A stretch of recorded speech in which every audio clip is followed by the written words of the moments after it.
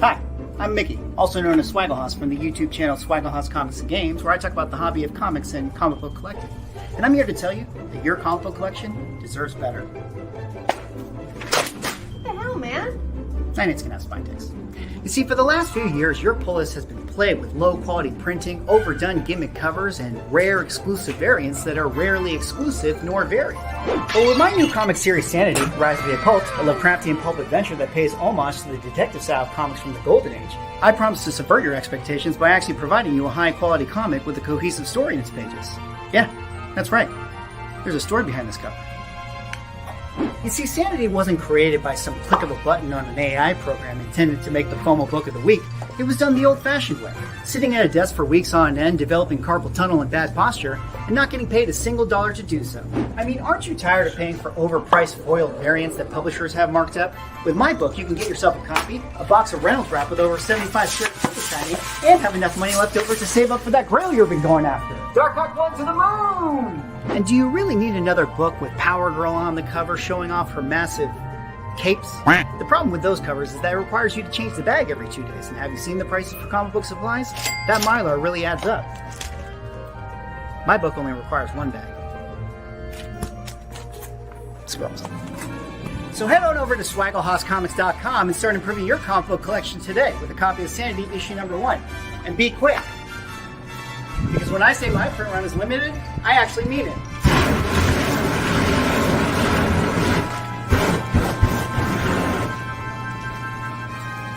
How's that for proof of destruction? My name is Swagglehouse, and I'm here to tell you that your comic book collection deserves better.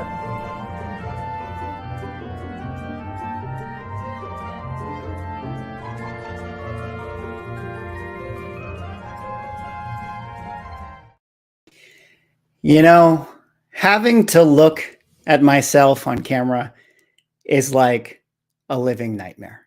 I've done my whole career behind the camera, and I've always directed commercials and done stuff like that. But actually having to be the actor was terrible. It's like something I don't want to have to do. But, you know, for this particular situation, there was nothing I could do. I had to be the actor because I wrote this comic book. And I got to be the spokesperson for it. And what are you going to do? And what are you going to do? You got to step up to the plate, whether you like it or not. And that's kind of my segue into sort of our conversation tonight. Yes, based on the thumbnail, comic sellers sell comic books. A lot of interesting conversation in the hobby going on, over the course of this last week with a lot of different people and things. I'm not going to get super into BRYS comics and stuff like that. Obviously, I made a video about it. I talked about it. He had his response video.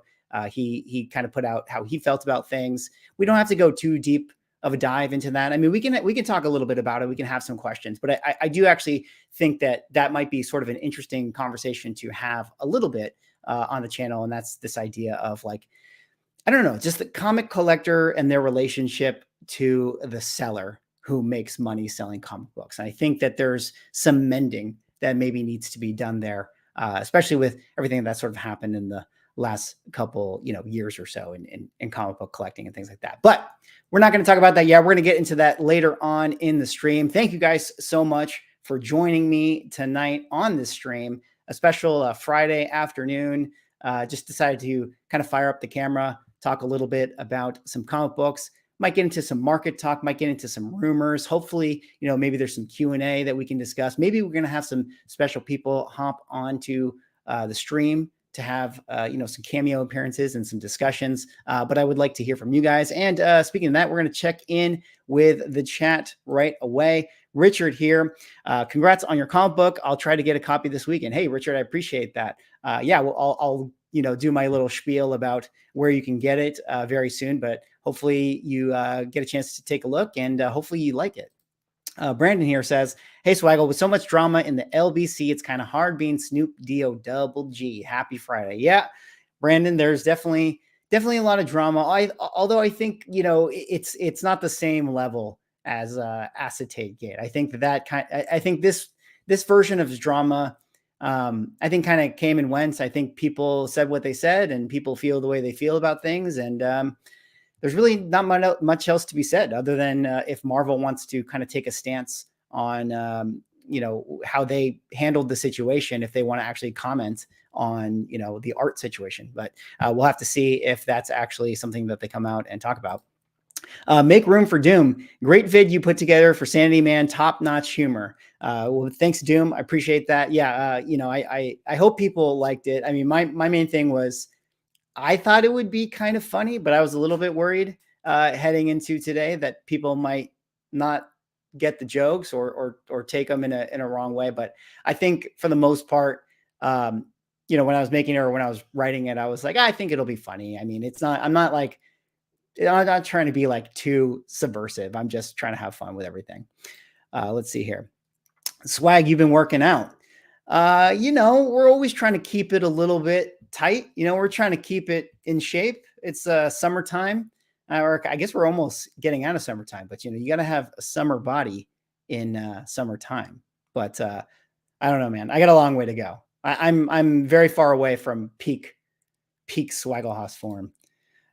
Brandon Metro says proper squattage used with the flamethrower. Yeah, Brandon, that's actually funny. Is so I did 2 takes. That was all I had for it, right? Because I was literally burning my extra overprinted copies. I don't know if you guys happen to see the video where I talked about like the transparency part, where I was like, okay, I'm printing this many copies, but actually I'm printing a few extra because some of them got damaged in the mail and some I had to have in case, say, I sent out the book and it got lost and I need to actually fulfill it. So it was a little bit over. And those were the copies that I ended up burning. And so I kind of created a pile and I did 2 takes. I did 1 take, which I think the one I used is the first one that I did. And I burned it. And then, I kind of took some of the other copies I had and put it on top and then like kind of rearranged it so it looked like a fresh pile. And then I burned that one. And then that was it. I mean, after that, there's no more takes. So, I had to think about Schwarzenegger form. I had to think about all the Rambo movies I saw and take the proper power stance. That was the thing. And actually, I kind of wish I went a little bit harder, but it actually is really hot. Like it burned I seared my knuckles when I was holding it like this. My forward knuckle actually it was like kind of red. And I think like the first layer of skin was kind of seared a little bit. So, I had to hang in there with the power stance. GT Key Comic says thumbs up and hello. What's good, man? It's good to see you. Thanks for stopping by. We got Como Comic Books in the house. Is this where the outrage is happening tonight? Oh, baby. We can get a little bit spicy if we want to get spicy. I mean, we're not going to get too spicy, but I do think that we have to have a conversation about sellers in comic books. And I hope that there, maybe there could be more of a conversation. Maybe some, we can have other people add to it. But I think that there are fair pain points amongst collectors with a lot of this stuff. I mean, like I tease in the commercial. I mean, I think some of the jokes I make are kind of touching on those pain points a little bit. But on the flip side, there's such an aversion to people selling comic books and making money in the vintage market. And I think, again, like I said earlier, I think that there's some mending that sort of needs to be made, or some, some olive branches that need to be extended between, the comic book seller and the like pure comic book collector when it comes to selling comic books. But we'll see. That form with the flamethrower was pretty solid. Gunner, yeah, thank you. Appreciate that. Yeah, I gave you my little Arnold Schwarzenegger speech. Newbie Comics in the house. Let's go. Popcorn. Newbie, what is going on? If you guys don't know Newbie Comics, go check out his YouTube channel. He is the biggest toy influencer in all of YouTube right now. No longer comic book YouTube. He's elevated above and beyond us at this point. He's gone to greener pastures. He's talking about toys now. But shout out to Newbie. Got to hang out with him and Greg, Rocksteady, and Wesley, and Justin, all at Terrificon. I still need to do a video, kind of doing my Terrificon recap. So I'll definitely do that. Probably Sunday, I think. I think I'm going to have my San Diego Comic-Con dealer interview video tomorrow. And then Sunday, I might do a Terrificon video. I think that's kind of what I'm thinking for the schedule. But it was really great to meet Newbie and all those guys in person. And we got to like hang out. So that was a lot of fun. GTK Comic says, I will be honest, after I saw what those BRYS Del Auto slabs were going for, I wish I had bought a mystery box. I mean, yeah, that's the other thing too. I mean, effectively held their value. I mean, I haven't looked to see what the current secondary market prices are. I mean, like maybe things have changed, and you know, I could see this going one of two ways, right? I mean, it's kind of like the acetate book that still has some value in the secondary market, but maybe not as much. I think it's probably a similar situation here with BRYS comic book, but you know, I mean, there are some people that did very well with it, and some people that you know, held on to them. I don't know. Extra printings, yeah, extra. Yeah, where'd you get those extra books back there? Why is there an eBay account called Not Swaggle Comics selling those EC covers? Gunner, let me buy one of those burnt ones, 50% off. Oh man, you know, a couple people have told me that I should have sold those ones as collector items, but I genuinely disposed of them. So they are no longer in existence. No longer in existence. Knuckle hair is optional. Your eyebrows made it. That's what matters. Yeah, that's true. That's true. That's true. I will definitely take eyebrows over knuckle hair all day, every day. Also, I'm going to coin a new term, ROMO, rage over missing out. Rage over missing out. Fear of missing out. Yeah. ROMO could be a new term, but is the rage from the missing out, or is the rage... So we'll have to get into that. We'll have to talk about that because what specifically is the rage? That's what we have to dig into. I think that there's some valid things that people talk about in the hobby, and we'll talk about that later. Danger Room Comics, what's going on, Danger Room? Good to see you. Thanks for stopping by. Warriors for Info TV. Is it sane to buy Sanity? You got to be insane to buy a comic book from a guy who talks about comic books in his comic book room and uses flamethrowers to sell that comic book. But if you're that type of person, maybe you actually like the comic book. I don't know. Steel Cartel, Hell Destroyer in the house. What's going on? It's like trading baseball cards. Even collectors sell their stuff in order to upgrade. Yeah. I mean, that's kind of always been my MO on sort of my YouTube channel is, you know, this idea of like making the hobby pay for itself. You know, not everyone can just buy an A15, but I think one of the cool things about comics is that you can trade your way up to that grail. And yeah, trading, you know, you're sort of trading, but you're also selling along the way. You're not always literally trading. So there has to be some, you know, there has to be some way that we can kind of look at this in a way that's, again, not this like dirty flipper aspect. Yeah, biggest toy influencer for sure. Bro, next year we'll have more drinks. Yeah, I mean, newbie, I'm going to call newbie out right now. I mean, we got about 64 people in the chat, but newbie, I thought we were going to go hard. I thought we were going to go harder. You know, I feel like maybe newbie was on a mission. You know, he had to go dig in those bins. He got like, you know, a bunch of Game of Thrones #1s and things like that. So shout outs to him. All right. A couple more here. Let me just kind of quickly check in more with the chat. Cleveland says, good evening, Swag. Hope you're doing well. Hey, Cleveland. Good to see you, man. Thanks for stopping by. We got Pad Bear J in the house right here. Should have got CGC to burn them for you. Well, that's the other interesting part. I think that's, you know, again, I said what I said on my YouTube video. So, I mean, my thoughts are kind of known, but so look, CGC can do whatever they want. If they want to make this a part of their business, then that's up to them. I'm not the CEO of CGC, but I personally believe that I don't think CGC should be involved in this, or that it should be an aspect of their business to help destroy the comics. But, you know, that there's an interesting conversation around that. I mean, but I personally think that they shouldn't do it. What would fix everything is if Marvel just let people print either the amount that they want to be printed. Like maybe they should have a minimum, right? Where it's like, let's say you have, you know, there's 3,000, or we all know Marvel requires you to pay for 3,000 comic books. Like, right. You have to print 3,000 comic books. So what if you're somebody who's like, look, I just want to print 100, but I'll pay you the 3,000 comic amount, but you just print 100. Now, maybe Marvel's just not set up in terms of their infrastructure to make that happen. And they're probably just like, they don't want to be bothered doing it. But I think that would solve a lot of things. I think that would fix a lot of things. And it feels like the retailer incentive variant cover is not going away, because I'm going to talk a little bit about my Kickstarter experience eventually after I get through these comics and stuff like that, or comments, but it's not going to go away because Marvel Publishing needs retailers. They need them to do this. The retailers need to do the variant covers because it's going to be their way to be profitable as a business. And Marvel needs retailers to be invested in pushing their product, which is their comic books. I mean, back in the day, it used to be that LCSs would just promote, hey, you got to read whatever, this Punisher run because the story is so good.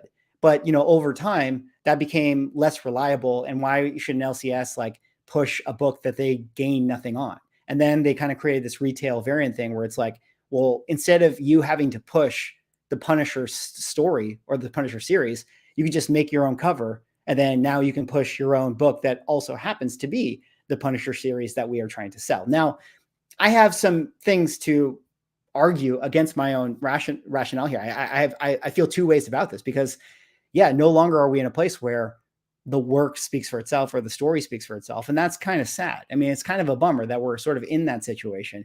But again, what are you going to do? I don't really know what else you're going to do.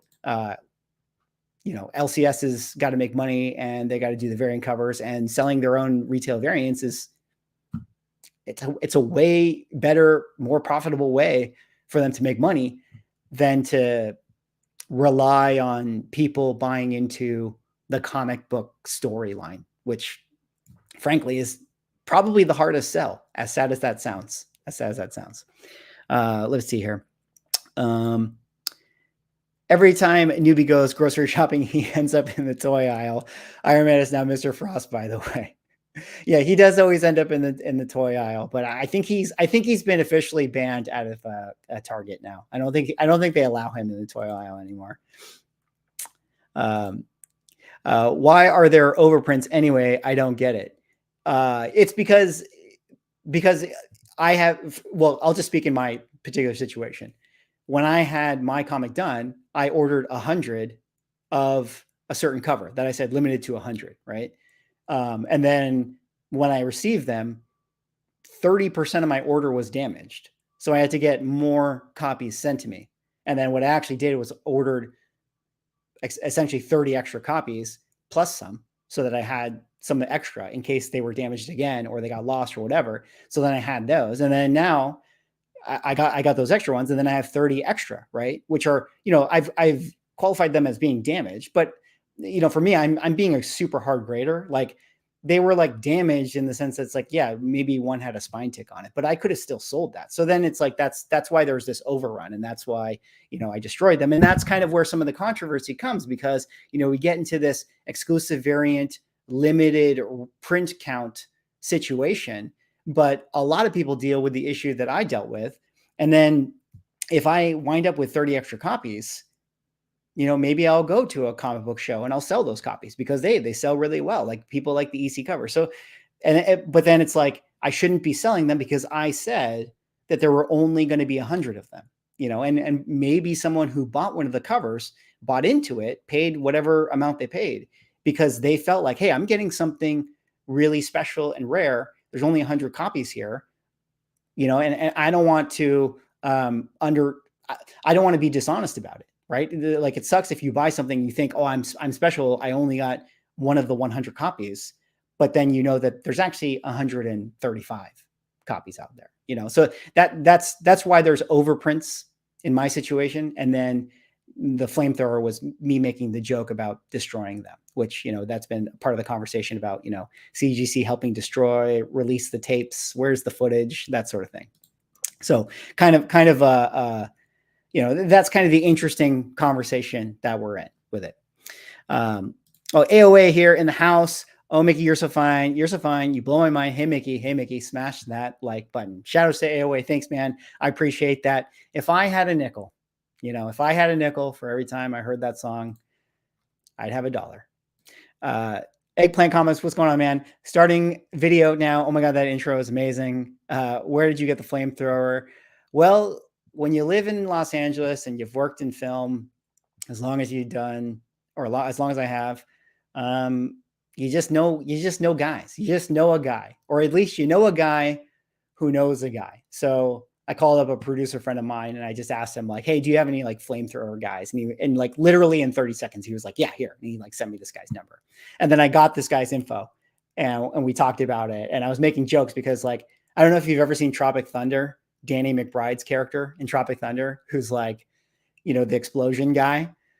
I feel like my flamethrower guy was just like that. You know, he brought like 5 different flamethrowers over and he's like, you know, this one shoots that and, you know, it creates a little bit of a bill or whatever, but you can get the one that you put on the backpack and that thing shoots 40 yards away. And I was like, dude, I'm filming this at my house, man. Like there's no way I'm using the flamethrower that shoots 40 yards away. And then he had like this kerosene. He's like, dude, we could pour the kerosene on this and get that real, you know, we can have that pop of the flame. And I was like, dude, this is pretty big already. Like, this is okay. Like, I don't think we need to go bigger. You know, this is totally fine. This is totally fine. I don't want to burn my house down. Oh, man. What's going on, Davison? Shout out to Davison Maines. If you guys don't know, Davison Maines is my comic book letterer. So go check out his work. Go check out his Instagram. Yeah. Cohen, you passed the backpack flamethrower. I did pass the backpack flamethrower. I genuinely had an option to do the backpack flamethrower, but the problem was, it was like, dude, like you gotta like say the line and then the comic and then like put on the backpack. It was too clunky. It wasn't crisp enough, you know. Otherwise, I maybe would have done the backpack flamethrower. But speaking of all of this, speaking of flamethrowers and commercials and all of that stuff, I did want to just kind of, you know, do a little bit of, you know, just kind of recapping my Kickstarter experience before we kind of, again, talk about the main conversation of tonight. Of course, if you guys don't happen to know, I wrote a comic book. It was called Sanity, Rise of the Occult. Little tidbit, Rise of the Occult is actually the sub name of it. It's really called Sanity. Little preview. When I get to issue 7, it's going to have a new subtitle. It's going to be Sanity, It's not going to be Rise of the Occult anymore. The Rise is just the beginning, guys. So I did a Kickstarter, successfully funded it. Happy to announce that I officially fulfilled it, with the small exception of a handful of people who have still yet to do their Kickstarter survey. So if you're somebody out there who backed my project and you're thinking to yourself, hey, Swagglehouse never sent me my books, what's up with that? It's because you did not fill out your Kickstarter survey. So please do that when you get a chance. And then I also, once I totally fulfill the remaining outliers, I have a few, I have to send out everyone's digital copy. So if you did back the project, you will be getting a digital copy. Don't worry. I didn't forget about that. So I did the Kickstarter, fulfilled it, made the commercial, came out today, and now got the online store, SwaggleHouseComics.com. Yes, this is me doing a little bit of shameless promo, guys. You can go into SwaggleHouseComics.com. You can go over to the shop. You can go down here and you can check out the comic book if you want to get a copy. The EC covers are sold out, unfortunately, but hey, there's still great covers right here. And you can pick up a copy. If you'd like to support the project, support the comic book, I'm very, very proud of the work. Issue 2 is currently in the works. It's been colored. We got to start letters soon. Davison, expect me to DM you very, very soon. And issue 3 is also in the works. Let me give you guys a little preview page right here. This is pretty cool. I mean, it's a little shot of a shot, but we got this epic splash page done by Santiago Espina. This is for issue 2 right here. Very, very cool work. We're really trying to push this as much as we can, the art to the next level. Let me see if I can actually zoom in a little bit here. Hey, go away thing. Yeah, this was pretty cool. Like, you know, what's so awesome is working with artists that are like way talented and writing a script being like, yeah, it's going to be like this panel and then this and then this. And then they pitch you an idea that's like, oh no, like what if you did a splash page where your eye travels across and that tells the story. And then it kind of goes into here with the other thing. So I don't know, very cool stuff. So I just wanted to show you guys issue 2, definitely in the works, being worked on. I'm just showing you the black and white pencils right now. But this page actually has been colored. So yeah, so that was my little recap of the thing. I did the Kickstarter, you know, successfully fulfilled it. And one of the things that I did in the Kickstarter is if you're somebody out there who backed cover E, I did say right here in the fine print, you will also receive a special shout out on my YouTube channel once the book is launched. I said that, and I am a man of my word. So without further ado, boys and girls, we got to do some special shout outs. We got to get them out of the way. We got to do some special shout outs. I want to say big thank you to all of the people here that helped me make this project happen. I really, truly appreciate you guys. Honestly, doing something like this is a lot of work. It takes a lot of capital, upfront capital to make it happen. Flamethrowers are not cheap. And if I wasn't able to do this Kickstarter and get the support from all these people, I wouldn't be here at this moment. I wouldn't have been able to kind of have the book, and I am truly appreciative of all the people. So let me quickly read out these people. Shout out to all of them in no particular order, just based on the way that I had to do my Kickstarter. Let me start from the top. Automatic Comics, Billy Wells, Carl Choi, Chris Harvey, Comic Ozzy, Comic Shell, The Graded Travel Comic Case, David Ruggieri, Eugene Slopodopoulos, Hammer Spec Ops, John Norton, Cozy's Ghost, Mark Eaton, Mike Nelson, Rob Liz and Tim Finnegan, Sarah Lizzie, Scott Walden, Seth Garcia, Sean Waltemeyer, Stash of Comics, Therese and John Finnegan, YOLO Bro, Anthony from Fort Lauderdale, BC Warner, Brian Gibb, Chris Haley, David Fox, Don LeBlanc, DJH300, Drew with Como Comic Books, Eli and Morgan, Former Trout, GPTEL or Jiptel, Late Night.comics or Late Night Comics, Luke Goat, Jason Mint, Ken Bao, Jeff Stanley, Jonathan Bernardo at East Coast Comics with K's, Marvel versus DC, My Favorite Sister, literally. She made me say my favorite sister. And Pascal, Pinky Panther Comics, Run It to Ice, Some Guy Named Rich, Ray's Dad, Tang Yang Fong, and last but not least, friends of the channel, Circumstances and Zach Brobst. Thank you guys so much for all of your support. Big shout out goes to all of you guys. Again, I really, really, truly appreciate it. And because all those people gave me money. They gave me a lot of money. And they got this very, very special cover. Cover E, right there. The cover that features this character, Catherine Dumas, on it. And they're the only people that have this cover. And if you want this cover, I just outed them. I just doxed them. So go find their eBay profiles if you want to find out where you could pick up this cover, because they're the only people that actually have them. So you got to find them, because we're trying to get this out there, right? We're trying to get this out there. We're now on Cover Price. Shout out to Morris from Lady T Comics. We're now on Cover Price. He helped me get Sanity up on here. And yeah, we got it. We got it all. We got the cover B, we got the cover C, got the cover D, and the cover E. Cover D is also sold out, which is also the EC homage one right here with the protagonist on it. But yeah, this one right here, limited to 50. Limited to 50. You saw me holding it and I burned it in my commercial. But yeah, Como says it's not for sale. Como, everything has a price. Drew, everything has a price. I'm just saying, you know, maybe someone will pay you for it. I don't know. I don't know. So there you go.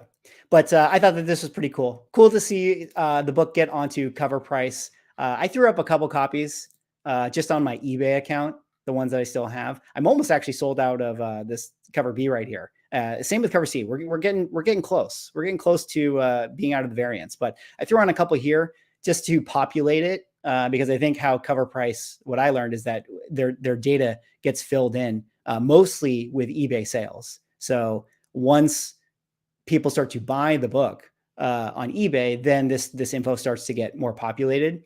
Obviously, I'd prefer people buy it from my own personal store, but I wanted to throw a couple copies on eBay just because if one, people just like buying off of eBay better, but also just helps kind of get the book in the system. So I thought that was pretty cool to see it up there, and hopefully, maybe we get this trends up a little bit. I don't know. I mean, Drew's about to sell his. He's about to flip it. So riding, it's that looks like a cheese wheel, like riding it to the cheese wheel, but riding it to the moon. We'll see. Timmy says, I bet he traded for a TMNT first print. Dude, I think I would unfriend Drew if he did not trade it for his TMNT first print. I think I would be disappointed with him if he didn't do that. Mike says here, have you sent any to CGC yet? I haven't actually personally sent any to CGC. I kind of wish that I did, but I do know that some people sent it over to CGC. I don't have pictures prepared. Well, I have this one. So I was at San Diego Comic-Con and I had a little booth at Shortbox. Shout out to Shortbox for hosting me at their booth at San Diego Comic-Con. And also DCD Collects had me at their booth as well.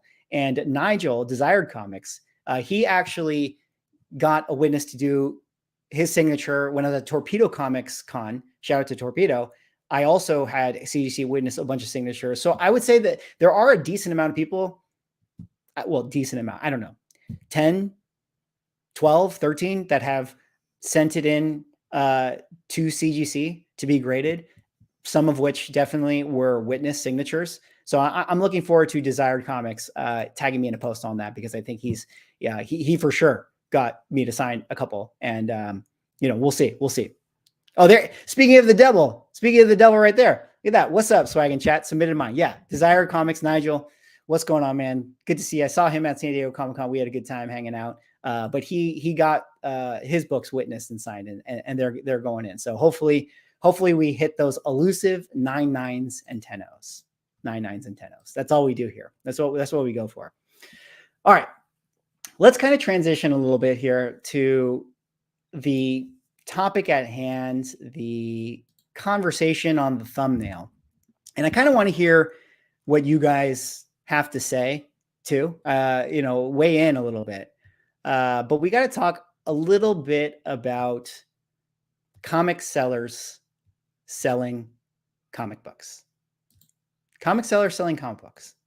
Now, I've sold comic books before. Now I'm really selling a comic book, my own comic book. And I have no qualms, obviously, selling my own comic book. I mean, I made a commercial about it, obviously, right? But there is definitely a little bit of a pushback in the community with comic book sellers, comic book YouTubers, influencers, and stuff like that. And I think that there's valid talking points to be had in that. Obviously, BRYS Comics, again, I've said friend of the channel, BRYS Comics, he kind of found himself in a little bit of a situation. We're not going to have to go into the whole Del Auto comic book cover thing, but he also released a follow-up video right here that's called Shots Fired. But he was kind of, just kind of making peace with the situation, talking about it, giving his recap. And I think that I don't know where the conversation goes from here, but I do think that in comics, there definitely seems to be this like big allergy between collectors and sellers and collectors and flippers. And I think that it's fair to say that in my commercial, I think I pointed out some of the pain points and stuff, right? Like, I mean, I do think that, the exclusive game has become oversaturated. And as a comic book collector and a buyer, you're constantly being pushed like this new hot book, this new hot book, this new hot book. And it's not any one seller, I think, that is at fault here, right? Everybody wants to make their own comic book. Everyone wants to put their own logo on a book. Like, and there's nothing wrong with that. Like, there's nothing wrong with them wanting to create a product that they're proud of and put it out there. But I think when everyone is doing it, when like literally, every retailer, every, influencer or whatever the case is, has their own book and is pushing their own book, maybe as an individual comic collector, it can feel overwhelming. And I feel like that's maybe where some of the animosity has bubbled up. Because when I think about the BRYS Comics situation, I really had to think about this. I really had to like think to myself, like, where is the anger specifically from? Like, what specifically is from the anger from? I can understand the CGC manufactured scarcity thing. But I would channel my I don't want to call it anger. I always joke here, grabbing my Stormbreaker and doing the pitchfork thing. But I would channel some of my critique towards CGC having involvement in that. But I'm not really sure where the specific anger in the situation comes to BRYS. Let's say that it is reused art, right? It is reused art. Again, Wherein is specifically the problem? Is it because and I'm actually kind of thinking out loud as I'm talking here, so you guys can chime in too, and I'll see what you guys say. But perhaps it is the optics and the verbiage that he said that this is going to be the rarest Del Auto variant ever. Perhaps it's that. And I mean, well, by all accounts, based on like how popular that Italy book is, it kind of was the rarest Del Auto variant. I mean, it still seems very, very rare, you know, as a piece of artwork. But I guess that's what it is, right? It feels reused, maybe, or I mean, it certainly is reused, but it feels not rare anymore because it was used, although it wasn't technically used on a American comic book cover. So is there a problem with that? I don't know. I think it's kind of an interesting thing. Let me check in with what let you guys have to say. Well, Jeff says right here, now you have me really thinking, forget the comic. Where do I get the flamethrower? You know, it's funny, Jeff, I was messaging Drew earlier and I was saying, I was like, write comic to make money, rent flamethrower to sell comic book to make money, with money, buy flamethrower. It's a cycle of life, you know. If for no other reason, I'd like to sell my comic book so that I can afford to buy my very own flamethrower. I mean, that would be kind of awesome to have one. Holy Heart, the anger is from not winning the big prizes. Gamblers regret. I think that, well, look, mystery boxes, that's a whole conversation, right? That is a whole conversation. It at best, mystery boxes are a fun way to sell comic books, and at worst, they're a way to dump my crap inventory and get it out of my shop, right? Like, there's a lot of gray area with mystery boxes. I personally don't like mystery boxes because I want to be in control of my collection. We're Swaggle House Comics and Games. Let's do a little bit of a game analogy right now. I don't know about you guys. If you're gamers out there, you play RPGs or whatever, but when I build my character, when I'm, you know, doing my talent points, I don't want to randomly select talent points. I want to double down on the things that I want. I want to min-max how I invest my skills. Same thing with my comic book collection. I want to be in complete control of everything that goes into my collection. So I want to a la carte every single book that I buy. That's why I personally don't like mystery boxes. I might hit, you might win the AF-15, and that would be freaking awesome.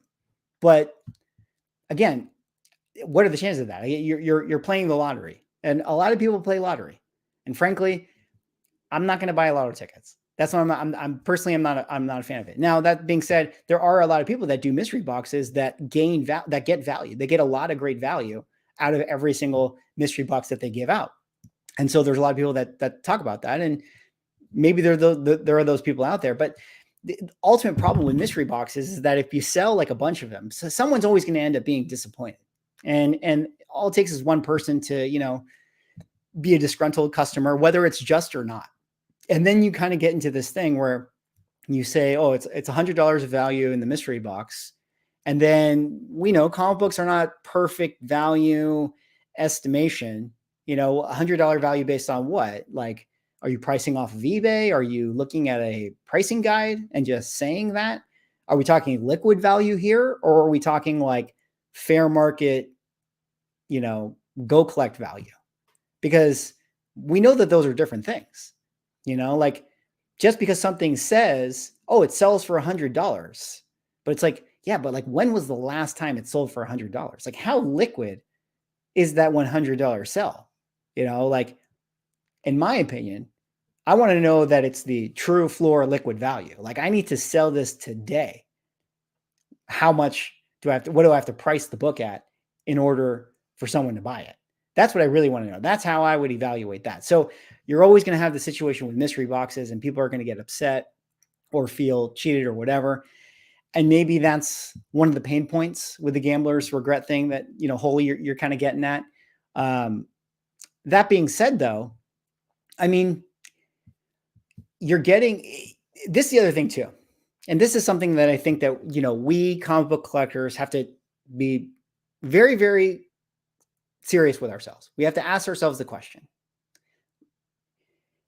are we spoiled for thinking that there should be equity in all of the things that we purchase? Do we need to reframe how we think about comics and have it be something that we feel like we're just buying the product to be enjoyed? Whether that's a variant cover in the slab that we're just going to put on our shelf and we just look at it and we just say, hey, that's nice.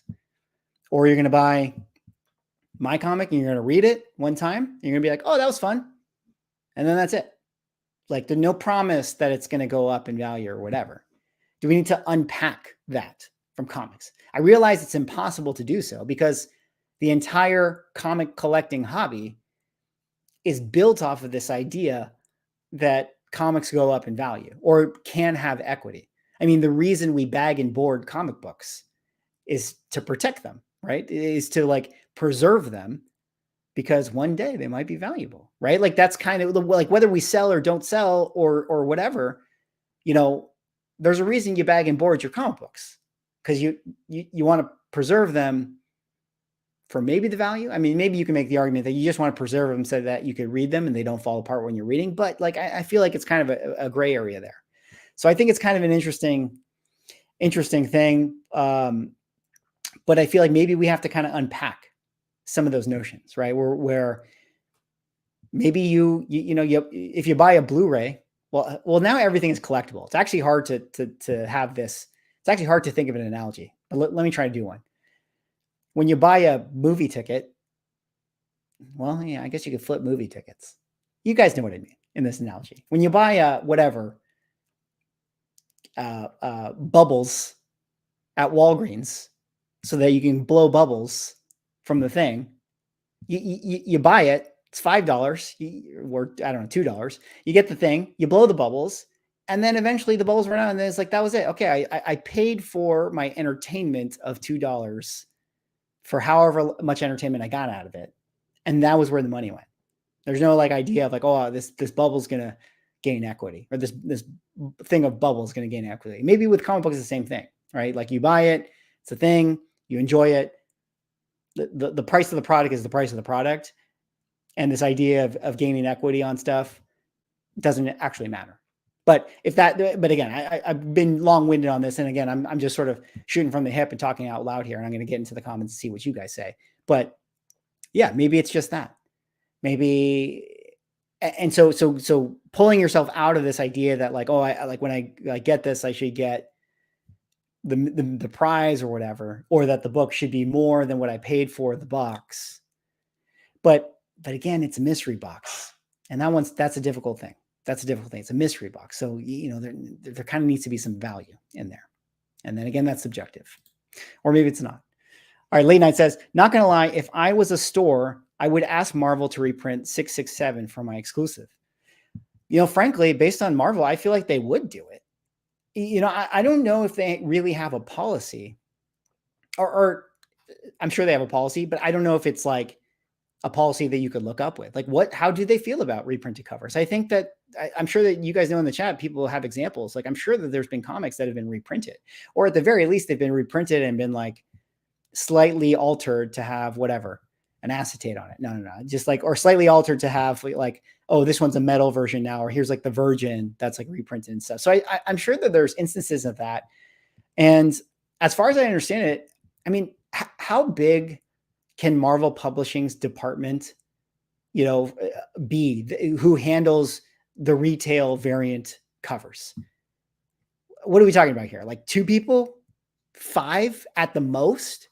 I can't imagine that there's like 50 people working at Marvel Publishing that are like totally on top with this. And they have like this very, very detailed retail variant Bible and all of the terms and service and practices and things like that. Well, they do have terms and service from legal, but like, you know what I mean? They have like a way that they do it, and everything is super crystal clear defined. And they have databases of every single comic cover, and they spend hours and hours cross-checking everything.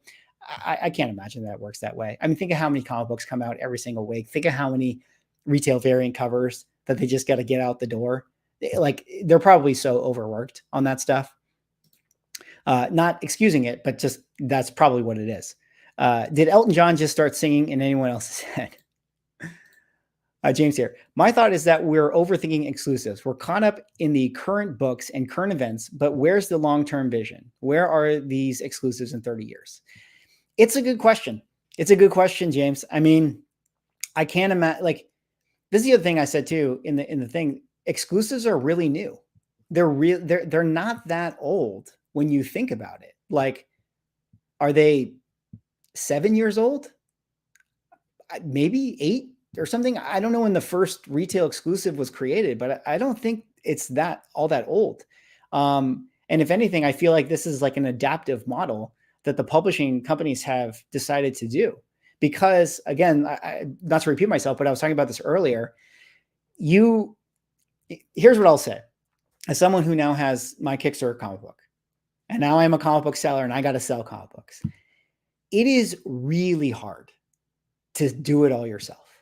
It is so hard to be the one person and the one channel, the one website, swagallscomics.com, to be able to buy the comic book. You really do need teams of people. You need retailers. You need other sellers that can help get the word out. Shout out to Morris, Lady T Comics at Torpedo Comic Con. He's super nice. He bought 20 copies of my cover A because he wanted to have the book, because he's like, oh, I want to bring this to my show and just and sell it to the people at my show. And he just sold it at the same retail cost, but he just wanted to help me get the book out there. And he said that when he bought the 20 copies from me and he did his live selling show, he sold all 20, like just in the one show, like in an hour. And it's so funny because it's like those 20 people, they could have bought it on my website, you know what I mean? But they were in his world. They typically buy from his sales, and it was probably more of an impulse buy of like, oh yeah, cool, I'll check it out, So you need teams of people to help do that. So anyways, I say all that to say this, again, back to James's things with the retail stuff. The retail variant covers were a way for retailers to be more invested in the published titles that Marvel and DC are putting out. Again, Marvel, when they print their stuff, it's 10,000 times easier for them to just be like, sell it in bulk to a retailer. You guys sell this individually. Selling individual books is a ton of work. It is so difficult, right? It's like, you guys all know, it's like the idea of selling dollar books versus having $100 key. It's so hard to sell dollar books. And that's what these are to Marvel, right? So they need the retailers on there. And before, it used to be that the LCSs would help promote the titles. They'd say, hey, have you been reading the new Ghost Rider series? It's really good. You should check out this new Ghost Rider series. But that became harder and harder to do, to pitch people based on the story itself or whatever it is, or we can talk about like the pain points of Marvel if you guys feel like the writing is not good or whatever, but that became harder and harder. So then they had to come up with a new system. Be like, well, hey, this is James's retail variant now. And then now you're personally invested in getting this book out there because it's your book. And that became a way for Marvel Publishing to get the retailers to help move their books and products better. And it became like, a partnership. So that's kind of where we're at. That's why we have so many retailers that are pushing their own covers, because they're invested, they're bought into it, and they benefit from selling it, as opposed to just selling a new comic book title. They can make a lot more money doing this than just selling the latest ASM issue written by Nick Spencer or whatever, right? So it's kind of a weird thing. It's a difficult thing to figure out. What animal would you put BRYS face on? That was overkill, right? SFCTT. What do you mean? What do you mean by that? BRYS is well respected. Yeah, I mean, look, I've talked to BRYS many times. I might be biased. I consider him a comic book friend. I personally, I talked to him about this. Like I said, I personally don't think that CGC should do the manufactured scarcity, destroy things, but it's not up to me to do that. And I don't think that he's wrong to do it, because CGC allows people to do it. And people are going to do what they have the ability to do. Circumstances. What up, Swag? What's going on, Circumstances? I don't know if you're just tuning in, but I gave you a little bit of a shout out earlier in the video. Hopefully you caught that one. Thank you so much for supporting, man. Thank you so much. You guys can hit up Circumstances as well as Como if you guys want to get yourself a cover E right here. You know, I know he has one. Omar says, the Bry book version cover could still technically be the rarest Del Auto. The foreign books were trade dress versions. Right. Yeah. You could make that argument, Omar. You could make that argument, again, I understand it feels weird. It feels weird to be like, hey, here's this new book. And then it's not a new book. Like that feels weird. But I'm curious to know if the people who bought the mystery box, how many of them were upset to find this out? They might have legitimate, they might have a legitimate grievance, and that's up to them and Bry to work out. Jason says, your video on the Lord of the Rings magic card being a 1-of-1 and the spec that polybags can return to hide the variant you get, mystery boxes basically already fulfill that gambler's itch in comics. Not my thing. Yeah. If you guys don't know, Jason was talking about, I did a video when I talked about that Lord of the Rings Magic the Gathering card that sold. And I was saying, I was like, I'm surprised that Marvel hasn't done Return of the Polybags, and did now do like a 1-of-1. What would be a good item? 1-of-1 Infinity Gauntlet variant cover or something crazy like that, Yeah. And I've already said mystery boxes aren't really my thing either, but some people dig them. Circumstance says, please lovingly caress that like button. Thank you. Circumstances. Yes, please caress it. Do not smash. Just gently tap. Jay the Collector says, I just bought your comic on eBay. Oh, Jay, I appreciate that, man. We're officially in the books, guys. We're in the books. Let me catch up with some of the chat here, because what ends up happening here is I'm lagging behind, and then I end up talking about things from a long time ago. So let me see if I can catch up. Circumstance says, I wanted to meme the BRYS comics drama, but I couldn't make it not boring. Dude, your meme game is strong, man. Your meme, I feel like if there's a way for if there's a good meme to be had, like I think you would have done a good meme out of it, in all good humor. We absolutely need to reframe how we think about comics. Hot 10 comics rarely maintain that hot 10 value. Wait 6 months if you want it. 100%, guys. I mean, this is something that, it surprises me. It surprises me having this YouTube channel. Sometimes I take a little bit for granted, like how many people are longtime comic book collectors, but it never fails to amaze me that there's always a lot of new comic book collectors that come into my channel, my YouTube, or I'll meet people at the cons. They'll say like, oh, like I just got back into comics, blah, blah, blah. And, I've had to sort of catch myself because I'll be very facetious on my channel. As you guys know, my humor, like I'll talk about Spider-Boy and I'll be like, oh dude, Spider-Boy, Spider-Boy is the best. And sometimes I think like, I hope they know that I'm being facetious, because sometimes the new collector might think that, that the hot book of the week is like actually a book that they should buy. So there's something, it's sort of a rites of passage at this point, I think, right? Like anytime you get into comics, you think that that's what you do. Like you buy the hot 10 book. You're like, oh, it's the hot 10 book. I should buy the hot 10 book. I did it when I got back into comics. I think everybody's done that. And then you realize like, oh, the hot 10 list is actually this is the time to sell list. That's what the trending and hot lists are for. And that has value too, right? That has value too. But at the same time, I'm not sure how well comics survive without silly FOMO comic book buyers. That's another good point too. Here's the thing too. FOMO, you need to have movement in the market, right? You need to have some hype.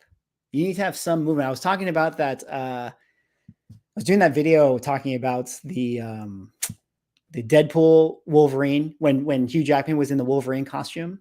And I was talking about how Marvel Comics Presents 95, the origin of the yellow suit, was like the FOMO book that week. But then in my video, I was like, this stuff is still kind of important. Like, it's not good if you're buying it for $20. That's not good. But it's okay if a book like that sees some traction, right? Like there's 0 sales on eBay, and then all of a sudden that week there's now 20 sales, and hopefully people aren't overpaying, they're paying $3 for it, right? But that's good because it creates conversation in the market, creates movement. And what that does is, like, you know, we all look at it and we say, my God, why does anyone buy this book? Ridiculous. Why would anyone buy that book? Why don't you buy Hulk 181 instead? And then people say, hey, maybe I should buy that Hulk 181. And then they end up buying the Hulk 181, and not just this random spec book moves in the market, but the Hulk 181 moves, and then the other Wolverine books move, and that money gets circulated into the market, and the people who sold that book then buy, you know, Golden Age books, you know, and then those people that had the Golden Age books, they make money, and then they take their money and then they buy Pokemon cards, and their name is Automatic Comic Books. And so it's good. It's good ultimately, you know, it's good ultimately. Oh man. Kieran says comic grading is a meme to me. Is it a meme? Well, you know, the meme is the grading of the graded slab. Late Night says the list from Hot 10 is not the primary objective. The community needs the vehicle top 10 content. Yeah, like it's like a, how would you say it? It's sort of a like a centralized hub for where the conversation permeates, right? Like you need to have this thing to look at. It's like your sort of your daily newspaper, right? You check. I gotta check. Let me check the box score from last night's games. Oh, okay. Here's the Hot 10 list, and then whatever conversations kind of filter out from that. Swaggle House keeps Walgreens in business with full purchases. Mark, that's the thinking that made old funny books collectible in the first place. That's the thinking. I think, Mark, I'm responding to a comment that I don't remember what I said when I said that, but yeah. Let's see here. Richard says, people enjoy comics differently. Some for the story, some for the collecting, some for the art and cover, whatever the reason, as long as it brings them utility. Yeah, I think 100%, Richard. I think that is definitely the case. I think that there is, here's what I'll say. And let me be like as charitable to like maybe the other side of the conversation. You know, I think it can be very easy for all of us to be like, you know, buy what you like, man, buy what you like. And for 100%, the buy what you like adage is the way to go, right? Just buy what you like. But I do think that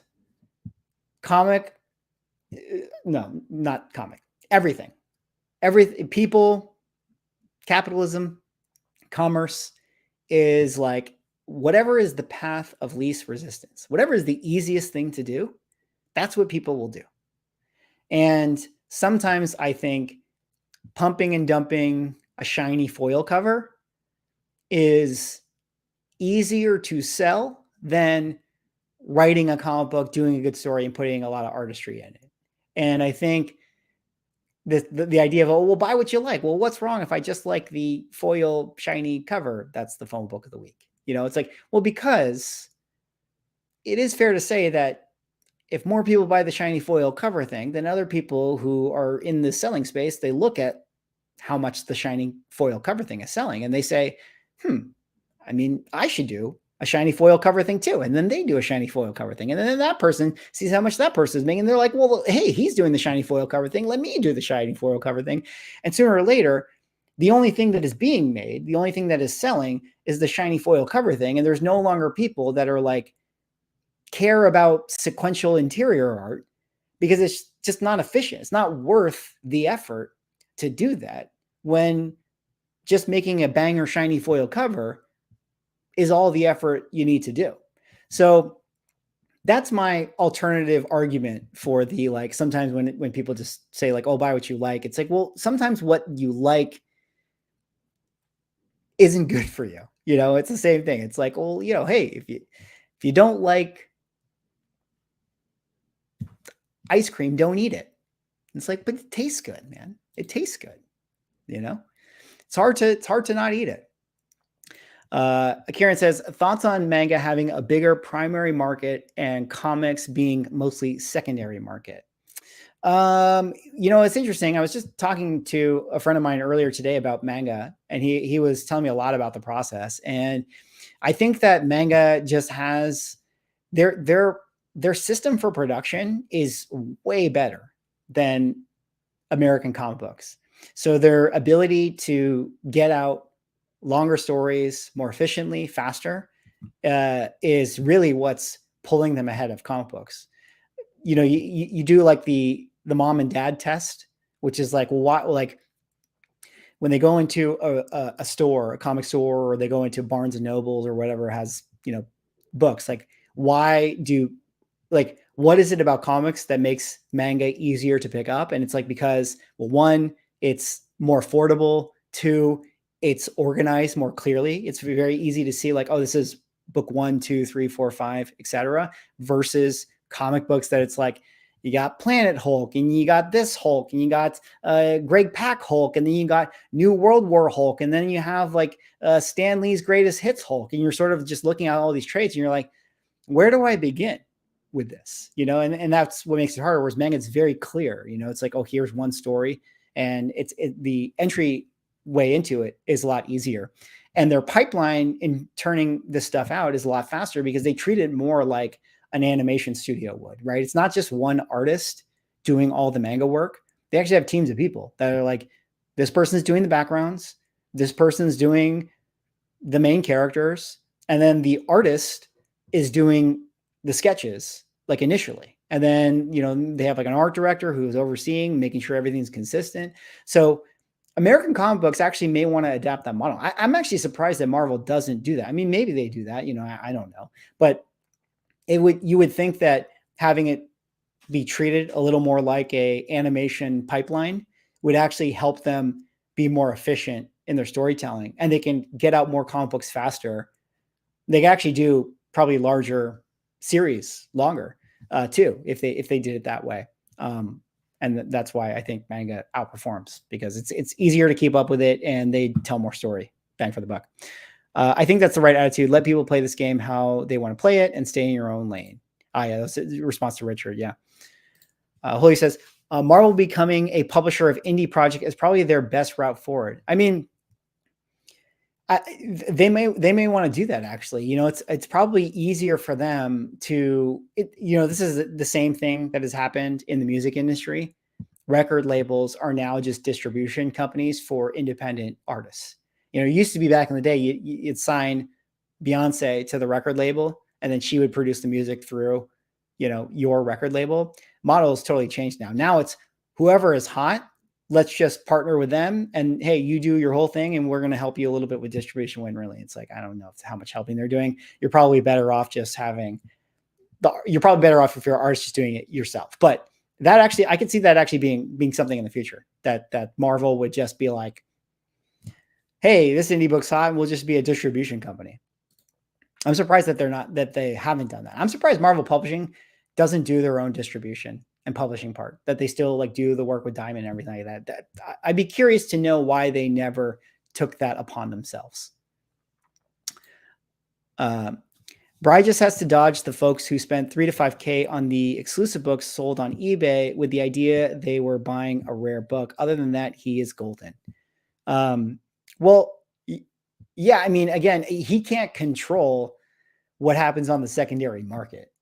You know what I mean? Like, I think that's, there's a lot of stuff that you could maybe point to, but yeah, I mean, it's not his auction. It's not, he didn't bid unless he shill bid. You never know. He could have shill bid.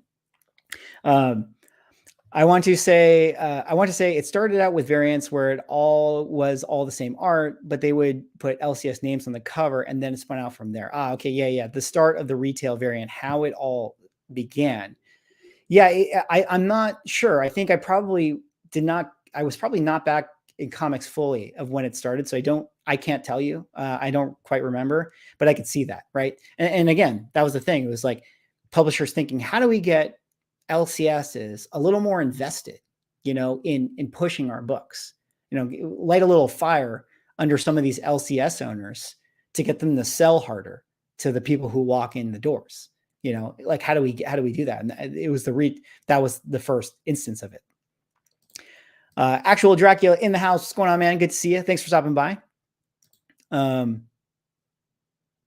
See here. You are correct when you said earlier that if all are doing exclusives, it's not special anymore. Christmas every day is boring. Yeah, I mean, you have to, at this point, you just have to consider, it's like, it's the same thing. There's a lot of comic book titles out there, right? There's Spider-Man, there's Batman, there's Batman again, and then there's more Batman, and then also there's also Batman. So there's a lot of different comic book titles that are out there, that you could possibly start reading. I think you just have to treat it, the retail variant covers the same. It's the same thing. It's why people have customers, right? Where it's like they're loyal to this online retailer because it's like, I like how you do your covers. Like, so you just sort of live in that world. But I think from a normal collector standpoint, right? You feeling like all of the exclusive. You're just like, it's a lot. Which one do I buy? So it's hard. It's hard because everyone is invested and they need to sell their book. Overall, selling exclusives will not gain value until 15 to 20 years pass. Yeah, it'll be interesting to see what happens again with them.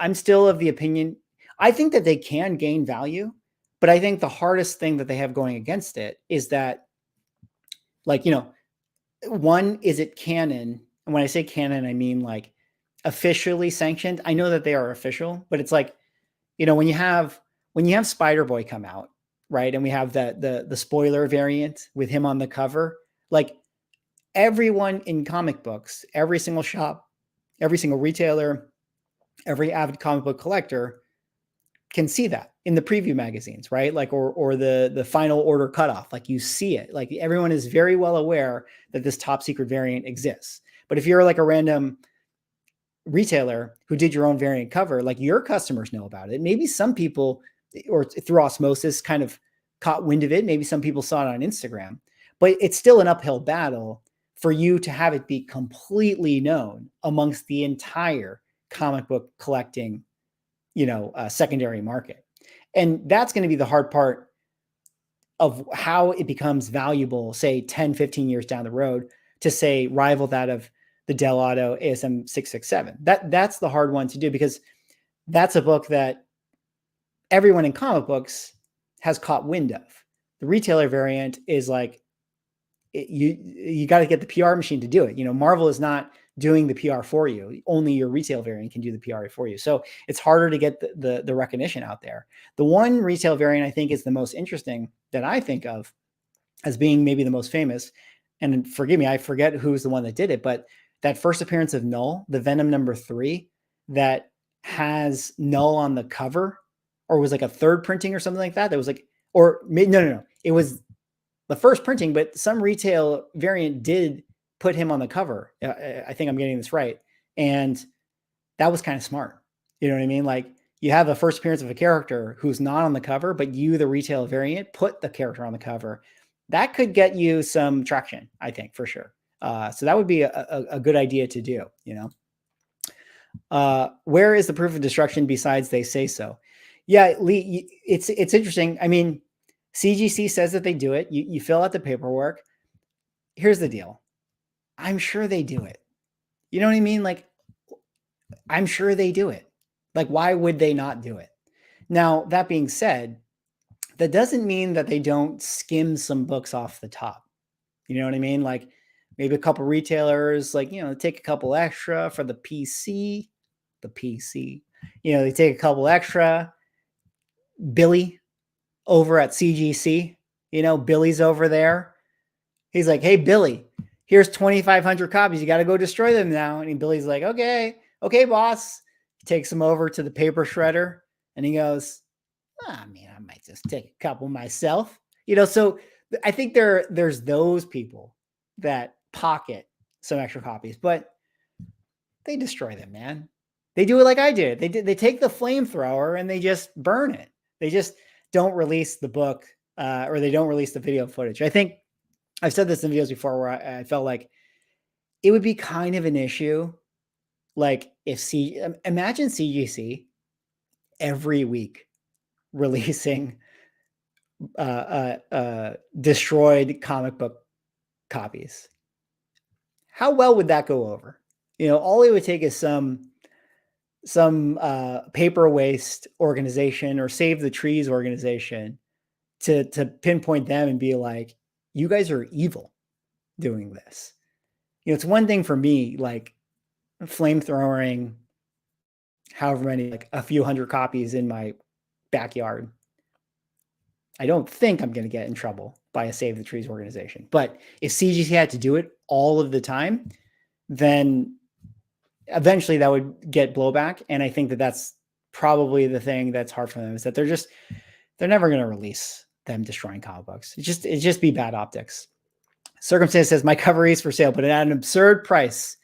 I hope you get your money, man. I hope you get that money. I'd be happy. I'd be happy actually if you sold it for an absurd price. Maybe I'm going to shill bid it on eBay. The Italian books are meaningless. Who is hunting for Italian comics? What's funny is, like all things do, of course, the Italian comic book was like a $5 comic book before all of this. And then I think it sold for $80 on eBay in the secondary market. Essentially, anyone who bought this book, whether it was BRYS comic or the Italian book, it's gone up. It's crazy. Zach says, I bought the mystery box and I'm not mad.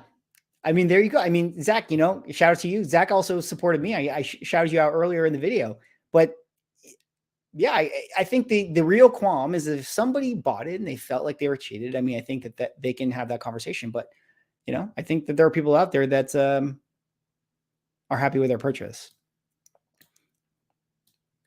All right, let me see here. Let me catch it. Oh God, what happened to my chat? Hold on, guys. Lost my place in line. All right, here we go. Timothy says, there's a mystery box out there that one of the buyers bought 4 mystery boxes and got 4 Del Auto variants in them. You mean on BRYS boxes? He got 4 of them?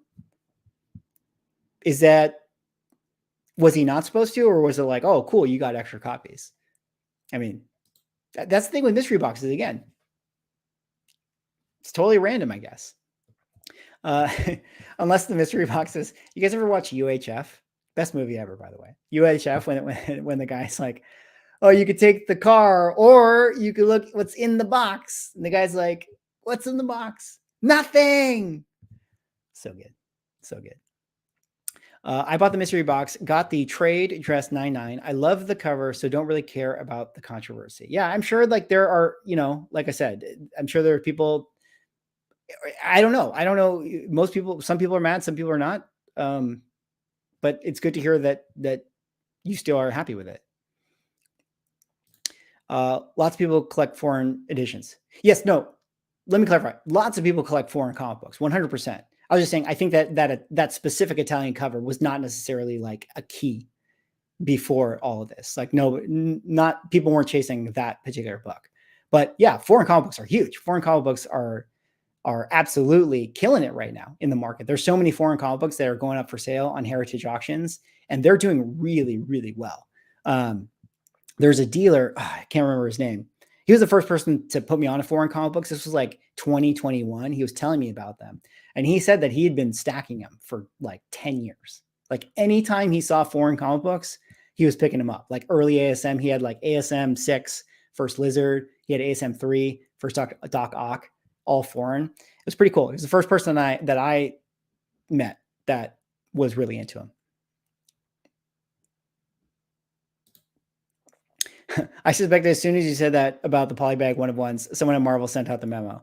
Well, Jester, I don't think Marvel cares about what I talk about, but it wouldn't be a bad idea. It wouldn't be a bad idea. I mean, what did you guys think about the Lord of the Rings 1-of-1? And what if Marvel really did do that? Like a 1-of-1 variant cover. They were all in polybags. How would you guys feel about that? Is it cool or is it stupid? Would you be mad? Because I think the Lord of the Rings card within the Magic the Gathering space, I could be wrong about this. Well, I think people thought it was pretty cool. Actually, people were actually pretty excited about it. When the bounties were going up and it got up to like $2 million, I think people in the community were like, dude, this is ridiculous. So that secondary market behavior got, I think, annoying to people. But outside of Magic the Gathering, like, the regular crowd who's not in it, I mean, they heard the news story and they all got like, oh, this is like awesome. That's super cool. Like, so it'd be interesting to see. I don't know if there's something similar. See, what's cool about what's cool about the Lord of the Rings card is that thematically it works. One ring to rule them all. They're doing the Lord of the Rings set, and that's it. And that's the One Ring. So that's cool. Like if Marvel did a variant cover that was just like, oh, here's our J. Scott Campbell 1-of-1 cover. I feel like they'd have to push a little harder. It's got to be thematic. It's got to be something special. So like, imagine they did 6 covers and they were all like Infinity Stones. So, and this is during Infinity War. You got to be Thanos. You got to collect all 6 Infinity Stones. Like, see, something like that thematically would be awesome. That would be cool. How many people were buying the mystery box because of the exclusive cover, which was not a mystery or a chance to win AF-15? That may have been the only chance for AF-15, no problems. Yeah. I mean, dude, that's about, I said in my video, I was like, I mean, as far as mystery box grand prizes go, I mean, doesn't get much bigger than that. Doesn't get much bigger than doing a AF-15 as your grand prize. And I'm sure a lot of people bought it too, because it was like, yeah, they have the chance to get it. So that's really awesome. All right. I got to give a quick shout out to Matt268 for the $5. Thank you, Matt. Really, really appreciate that. Thank you. Have a great weekend, everyone. Shout out to you, Matt. Really appreciate you dropping that $5 chat in. I hope everyone does have a really, really great weekend. What is everyone going to do this weekend? All right, let's get back caught up in the conversation here.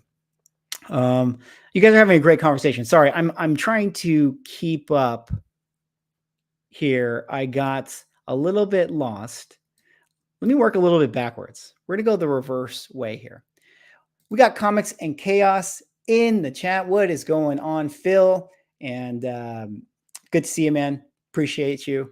Appreciate Rage, Theo. Maybe Rage is on this right now. I don't know if it's Phil. Oh, there you go. Phil right now. So shout out to you, Phil. Go check it, guys. If you don't know, go check out Comics and Chaos. They got a great YouTube channel, doing good things over there. Go check out their channel. They're always having good conversations as well. Weird Al Yankovic movie reference from the 80s. Deep reference. Dude, such a good movie. Such a good movie. If I own Marvel, I would sell the variant on eBay instead of pushing them on LCSs. But again, Marvel wants to unload bulk, man. They print this stuff. They're like, dude, just take like 50,000 copies. Like they don't want to individually sell. That's the problem.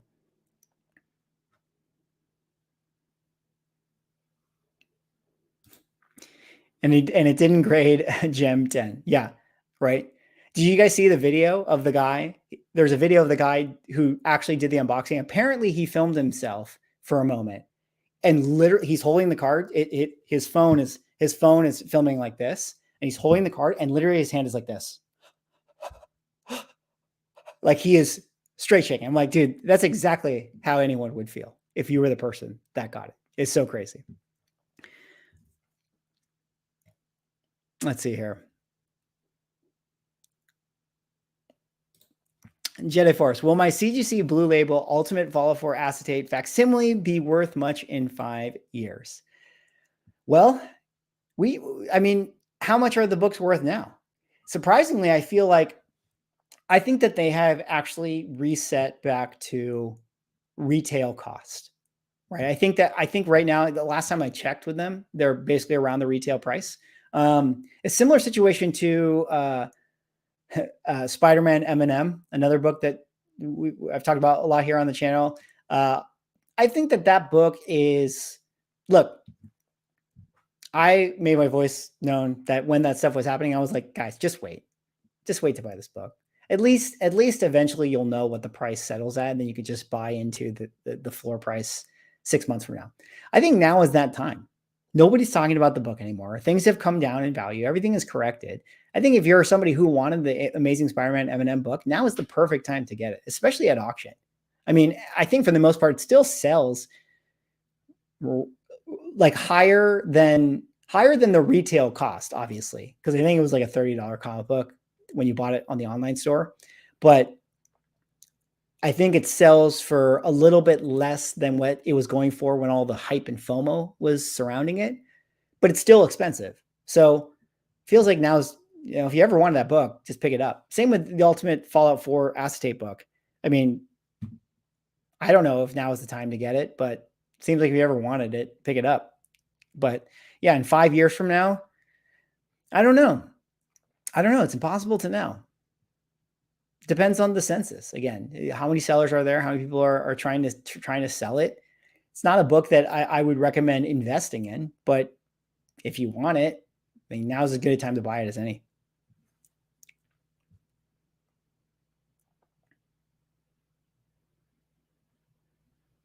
All right, let's see here. It's going in the chat.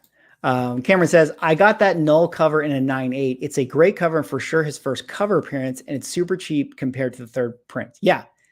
Cameron, so I was, yeah, there was a retail variant cover that had him on the cover. Yeah, I think that that's a smart move. You know, if you want to create true secondary market value that lasts, it's got to be something like that. Otherwise, no one's going to know about it. All right. Let's see some comments here. It's getting spicy, I think. A lot of stuff here.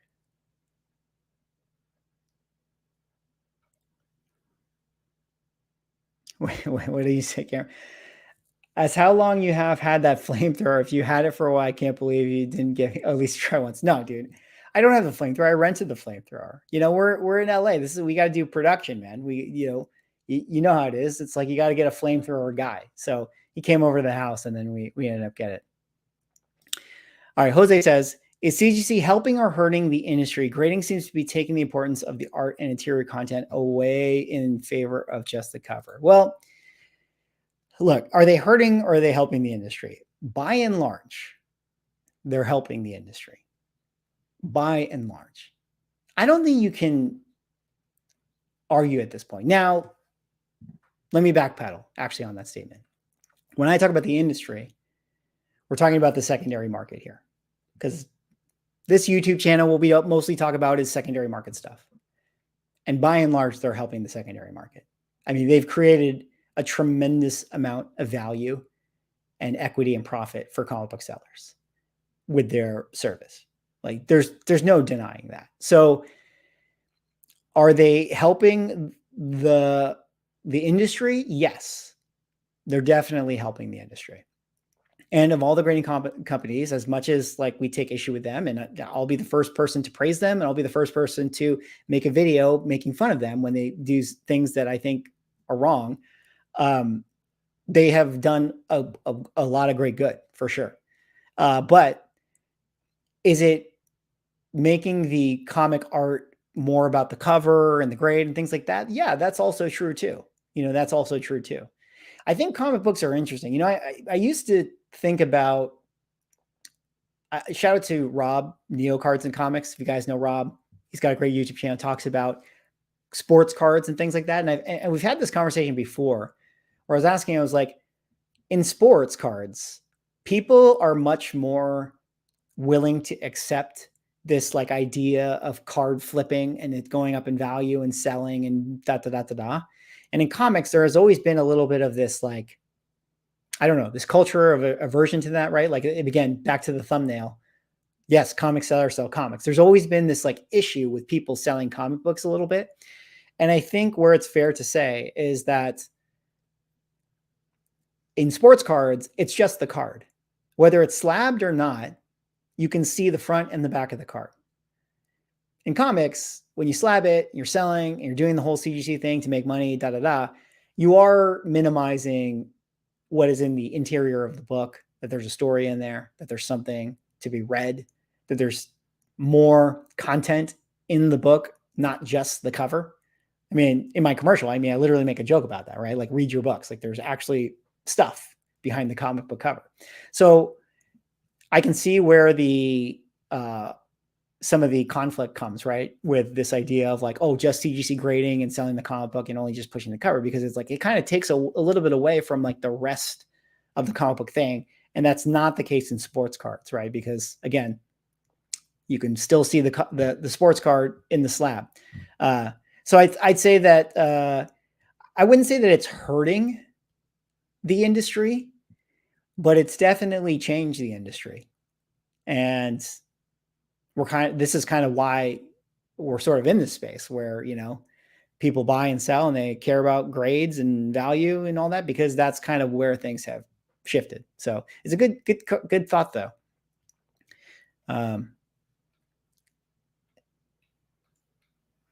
Let's see here.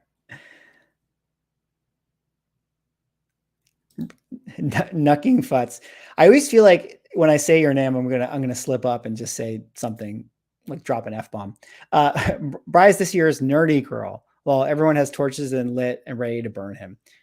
I mean, yeah, it seemed like this is like this year's acetate gate. I don't think it's anything close to that. I think that is a whole different situation. But there was, you know, tension. That's for sure. Shout out to Comic Ozzy. Just jumping in and say howdy. Comic Ozzy, what's going on, man? Good to see you. If you guys don't know, Comic Ozzy, also another great YouTube channel. We hung out quite a bit at Terrificon. Had a great time. We had an adventure getting to Terrificon. I still have to do my Terrificon recap video to talk about that. So stay tuned for that. I'll definitely put that out at some point. All right. Let's see here. Phil says, I'm a raw guy, but that's just me. Collections and the way people want to and do build them is up to every single individual. Collect what and how you love. Yeah. Again, it's the golden rule. Buy what you like, right? Buy what you like. I've said it in the previous part of the stream already. I can give credence a little bit to some of the other arguments of this, but at the end of the day, like, it's not going anywhere, right? CGC is not going anywhere. Graded comic books are not going anywhere. Whatnot is not going anywhere. eBay Live is soon to come, and I promise you that's not going to go anywhere, and I promise you there's going to be a lot of people upset with eBay Live when that happens. AI art is not going anywhere. That's going to be a thing, and that's going to cause a lot of controversy. And yeah, you know, it just is what it is. So you got to just channel what you can and enjoy it in the way that you can enjoy it. 180 Wolverine art sold for $615,000 in 2012. I didn't know about that. What's going on, virtual reality? Change your YouTube name, I think. Isn't there a drought in California right now? A flamethrower in the driveway could get you 15 to life. What are you talking about, man? Dude, it was a film shoot. It was a film shoot. It's movie props. Omar says, but before CGC, how many people were buying A15 to read the inside pages? Yeah, that's another thing too, Omar. I mean, you want to talk about CGC adding value back to the community. Granted, grading a comic book is not preservation. You know, the CGC slab isn't going to preserve a book for like all that long, right? But I think it adds something. It adds something. And I will say, like, when you have a comic book that is raw, and let's say it's like detached cover, or the pages are falling apart or whatever, it's brittle pages and things like that. I think getting it in a case, CGC case, even if it's a 0.5, 1.0, 1.5, whatever it is, I think that feels better than having it be in the bag, knowing that it's kind of like falling apart and stuff like that. So I think that feels better. So I do think that there's value added back in the preservation, which again, I use the word preservation lightly because I don't think the graded comic books actually preserve. I don't think the CGC cages actually preserve books as much as you would think. Which says, I'll be honest, when I started buying comics, foil covers and gimmicks were where I started. You know, dude, same for me, man. I have a video coming to. Okay, so my next whiteboard video, guys, a little bit of a preview. I've been thinking about this, been thinking long and hard about this, and I know what it's going to be. It's going to be, I'll give you guys a little preview. Eventually, when I figure out the memes that I want to incorporate in it, then I'll film it. But it's the evolution of the comic collector. That's the title. And I think everyone goes through the same process in comic books for the most part. And so gimmicks and foil are what gets you in. It's what gets you in. It's marketing, right? It's marketing. I mean, even my commercial, right? Think about this. I made my commercial, and some people bought my comic book today because they thought, hey, Swaggerless commercial is funny. And very little of my commercial had book is actually about, right? What the story is actually about. So again, it makes sense. Like, in order to capture people's attention, foil, shininess, gimmick covers, that's going to be the thing that brings people in. It's going to be the thing that captures their attention. It's hard to convert someone into a story, but it's easier to convert them to like have you walk into their store, if that makes sense. Does that make sense? Not really. Let's see here. All right, Nucking Fut says, the difference between gold and silver and modern trash is you grade older books to, at the very least, keep them from getting damaged, and any further, keep them preserved. Well, yeah, I mean, I talked about that. Like, that obviously CGC adds the preservation aspect to it, but you can still grade modern. I mean, again, people buy things for different reasons. Sometimes people buy modern stuff in a slab because they like it on the shelf. It just looks cool. They like the art. That's okay too. It's okay too. And one of the things I have to say, let me extend a little bit of an olive branch. Look at my back wall. My entire back wall is vintage comic books. What do I collect? I collect vintage comic books. I don't really collect modern comic books. I read modern comic books. I use Marvel Unlimited and I read it. I do buy modern comic books from time to time, single issues to read and check out and to collect a little bit. But by and large, most of my collection is vintage comic books. And I got to say, going back to the thumbnail, comic sellers sell comic books. We got to give a little bit of props as people in the vintage comic book market to people trying to make new comic books. Now I feel invested in this, right? Because I've made a new comic book. It's hard to sell new comic books. At least retailers are trying to create something. Vintage comic book dealers, I mean, shout out to my vintage comic book dealer friends. I mean this in no harsh way. But who's really the used car salesman? They're selling the old books. At least we got to shout out people trying to make new products and selling that. Even though I only buy vintage comic books. All comic books can be liked and appreciated. Spider-Boy is not going anywhere. He's here for the long haul. Everyone, Spider-Boy to the moon. Did you guys see that I was reading the Spider-Boy comic book at the beginning of my commercial? He's my favorite character. He wears sneakers. Think about it. Nobody's reading these high-end books. Anyways, it's too expensive to read. Just download the digital copy. Yeah, I mean, dude, nobody's going to read a 1.0 AF-15. Nobody's going to read a 1.0 AF-15. Like, I would be very, very scared. If I had like a very, I mean, depends on what, I would be scared to read my AF-15 if I had it. I probably would flip through it really quickly just to say I did, at least once. You got to look at it at least once. I mean, that's what I've done with my X-Men comic book. I've flipped through it twice just to look and appreciate. And then it's like, okay, I'm not going to open this anymore. Sixto says, hate to say it, but I think Spider-Boy might be here for a minute. Sixto, Spider-Boy is the truth. Spider-Boy is going all the way. Actually, have you guys read the current Spider-Boy? Here's the other thing. The current Spider-Boy run. I don't know if it's actually good. Did his origin story come out? Did you guys check that out? Again, we got to say this about this. It's good for comics if new comics still generate hype. If new comics don't generate hype and bring in new people and new collectors, all the vintage stuff is going to go down. It's going to crash, man. You need people in this hobby because, again, the evolution of the collectors, you rope them in with Spider-Boy. You rope them in with that shiny Spider-Boy foil comic. They go into that LCS. They're like, oh my God, Spider-Boy foil. I'm buying 15 of these copies. I'm going to buy them all. I'm going to be rich. They go in. Spider-Boy's their newest favorite character. And then they go in again next week and they buy more Spider-Boy. And they go in again next week and they buy more Spider-Boy. And then sooner or later, they start to realize, hey, all those Spider-Boy books I bought, I can buy them for cheaper now on eBay. And they go, what gives? And they get tricked by the Hot 10 list. And then they start to look up YouTube videos and they start to watch Como comic books and they start to watch Comics in Chaos and they start to watch Automatic comic books and they start to go, hey, these guys are talking about vintage stuff. Oh, this stuff seems to hold its value better.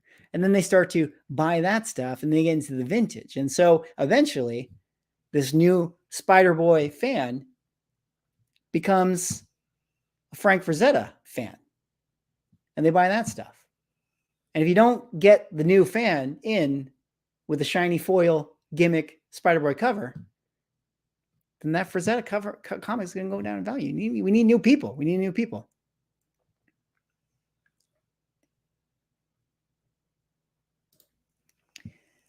Is the situation really BRYS' fault? Marvel said, here's your cover art. And he said, okay, why isn't Marvel catching heat for this? Maybe I'm not understanding.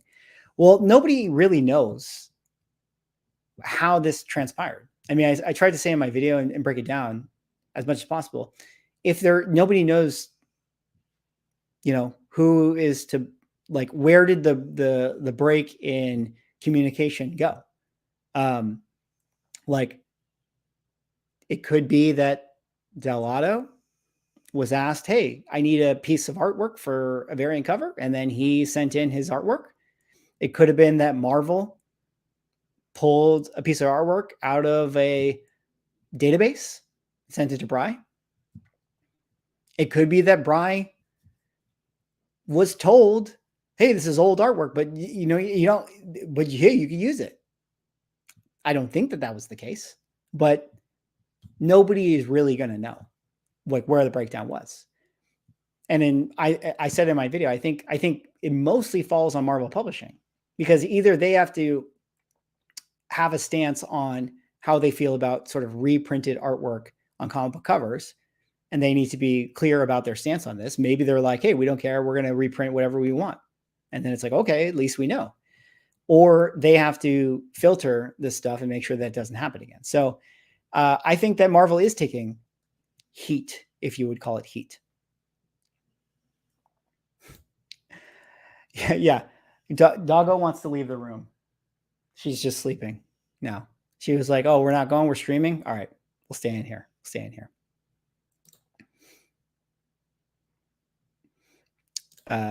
Roman says, new to investment side of comic books, but have been reading off and on my whole life. Just actually found your channel several days ago. Love the info you give me. Hey, Roman, thanks so much for checking out the channel. Yeah, hopefully, you get some value out of it. And yeah, welcome to the investment side of comic books. Again,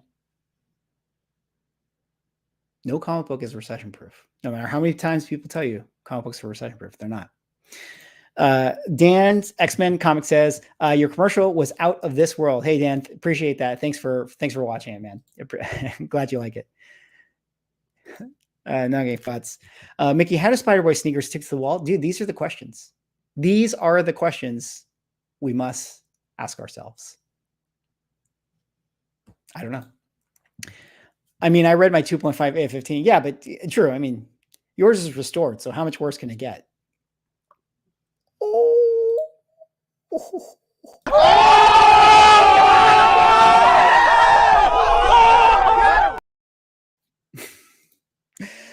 Oh man. Spider-Boy equals gimmick. I mean, he is a gimmick, but he's here to stay. He's here to stay. MK collects in the house. What's going on, MK? Late to the party, but hello. What's going on? Good to see you, man. Thanks so much for stopping by. Let's see here. Comics KX. Comic collecting wouldn't be the hobby it is now, or be worth what if they still were not making stories. We need people coming in. Yeah, we need a constant incoming of people. You know, that's one of the things. I've been trying to think about, like, doing a video about this, because I had an experience. Actually, MK and I set up at a comic show not too long ago. And I don't know if I told you this, MK, but one of my experiences in doing the show and just being there was that I think there were a few younger people that came up to our booth. Maybe they bought some stuff from you or something, but I remember just looking at them. They had to be like in their 20s. And we were telling them about some of like the vintage comic books, like, oh yeah, this is the first appearance of this, and this is the first appearance. And then you can see them be like, oh, wow. Oh, that's cool. And I think people need to be brought in and explained comic books. And that's really important to get new people in the hobby. And like to what you're saying here, Phil, like if you don't have new people constantly coming in, dude, all of this stuff is crashing, man. All of this stuff is going to be worthless one day. You know, I mean, we could be selling and flipping vintage comic books to each other when we're all in old folks' homes, like in our 80s. But ideally, you would sell it to somebody younger. Ideally. Invincible versus Ultimate Fallout 4. I mean, I'd say like, if we're talking Invincible 1, I don't know what the census is off the top of my head, but I would probably say that Invincible 1, if it's as rare as I'm just sort of assuming that it is, it's probably safer because it's rare. But again, I think it probably got super inflated because the cartoon came out. If you walked up to me and you had one of each of them in your hand, and you're like, just grab one, I'm taking Ultimate Fallout 4. That's me personally. But if you had to ask me to really evaluate and break down like which one's going to hold value better going into the future, I'd have to really dig into the numbers. And there might be a case to be made for Invincible over Ultimate Fallout because there's a lot of Ultimate Fallouts. Marvel Decoded says, just sold my first comic on eBay in months and no one is buying comic books. Yeah, nobody buys comic books. That's why you got to bring them in with Spider-Boy foil gimmick covers. That's why you got to bring them in. Writing has to improve. Bad writing will crash the market too. Yeah. Comic Book Countdown, totally agree with you. Writing has got to improve. And this is one of the things that I was kind of alluding to earlier, where this is the problem. Here's the problem. Again, you're Marvel Publishing. All you got to do is sell comic books. What is easier? Is it easier to put some shiny on a cover with Spider-Boy and sell that, or to tell a compelling story? It's easier to do shiny covers and sell those. So you don't need to invest in Mark Millar level writers. You don't need to get Ed Brubaker to write your comic book. I'd actually say that the artists sell comic books more, right? Like people are more, I mean, people are writer fans, but like people are more artist fans than they are writer fans. And it makes sense. It's a visual medium, as it kind of should be.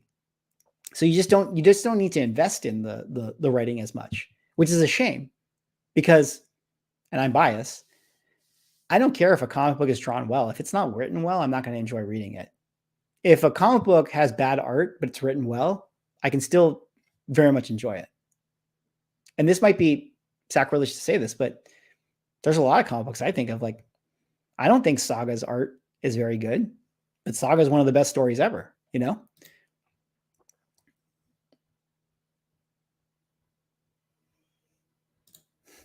That Como comic books guy has cost me so much money. Oh man. And they start watch Cam's Comic Corner. As soon as I make videos again, guys, Cam's Comic Corner, full channel rebrand coming soon. Just do it, okay? Just do it. Just make it. Just start recording some videos. Do it right now. Get off of the stream and record.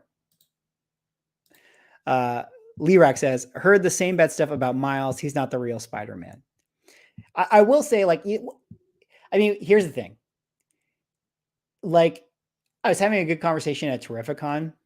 We were talking about the X-Men characters, and we were saying how like the new X-Men team, I don't know if you guys are reading the current X storyline, but it's got like a lot of the new generation of characters like Dust and all these characters on it. And like, and somebody was venting about it. And I got to say, like, here's the thing. At least we got to try to make new characters. And again, this is the thing. What's easier? What's easier, to make a new character or to make Spider-Boy? What's easier? Of course, it's easier to make Spider-Boy than a brand new character. And so that's why you're always going to get the eye rolls, because it's like, yeah, okay, like it's like a Spider-Verse character. Here we go again, Spider-Verse character. But that's why you're going to get the people that kind of go like, oh, he's not the real Spider-Man and stuff like that. Because like, yeah, it makes sense. Like people want to see a new character. It'd be cooler to get a new character. Make a senior commercial. That was freaking hilarious. So thank you, man. Appreciate that. Roman says, Roman, go check swaghouse.comics.com and grab me his book that wrote. It's phenomenal. Thank you, Cameron. I appreciate you saying that. Your check is in the mail. Well, how do Miles ones stick? Them Jordans look off shelf to me. We got to figure this out, guys. We got to figure this out. I guess he's got to, he's probably got like some web shooters in the toes a little bit, a little bit of like some points that pop out of those toes. All right, is this from my playing the sick burn on you right here? Can a moderator shut down a stream remotely asking for a friend? Shut it down. Shut it down. Shut it down. Take a pause and show your commercial. Well, Nucking Thoughts, I showed it at the beginning of the stream. But we're going to show it at the end of the stream. I mean, look, don't get me wrong. I'll play this commercial for 2 hours straight if I have to. Comic sellers sell comic books. Circumstances says that he will sell his cover E for a lot of money. If you have a TMNT first print, Drew will trade you his cover E for it. Straight up trade. 1 for 1. You need to make good comic books to keep current readers buying. There aren't enough new readers to keep the lights on. Marvel and DC are both struggling with content now. Yeah. This is 100% true. You're going to get so much churn if you can't write good stories. Like, that's the hardest part, right? It's like, you can always reboot to a new issue. You can always do a new hot cover to get someone to buy something. But like, if you want someone actually reading, like say like the new Ghost Rider series, it's actually pretty good. You got to have good writing, So, and that's the hard part too. And it's a shame for like something like the Ghost Rider series or good series in general, where like there's good stuff going on. People said that the new Hulk series is actually pretty good, but it's the first issue. So I think that, first issue usually is pretty good, but like that it's hard to keep people consistently locked in. And the only way to do that is to have a good story that keeps people wanting to read more.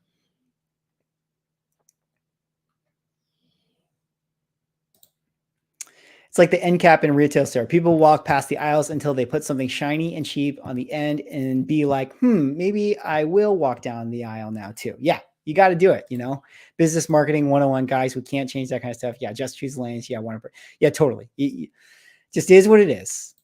MK says, bro, it sometimes keeps me up at night just how much we middle-aged dudes sell to each other, and there's a doomsday clock ticking down to the day our little Ponzi comic all collapses. Dude, here's the thing. Let me say, everyone here in the chat, guys, let's all make a pact now. When we all hit 80 years old, let's flip our books to the 79-year-old guy. Okay. Exit strategy. No one's holding past 80 at this point. Everybody sell your books by the time you hit 80. Those naive 79-year-olds in the home are going to fall for our snake oil. All right. We're going to flip it to them.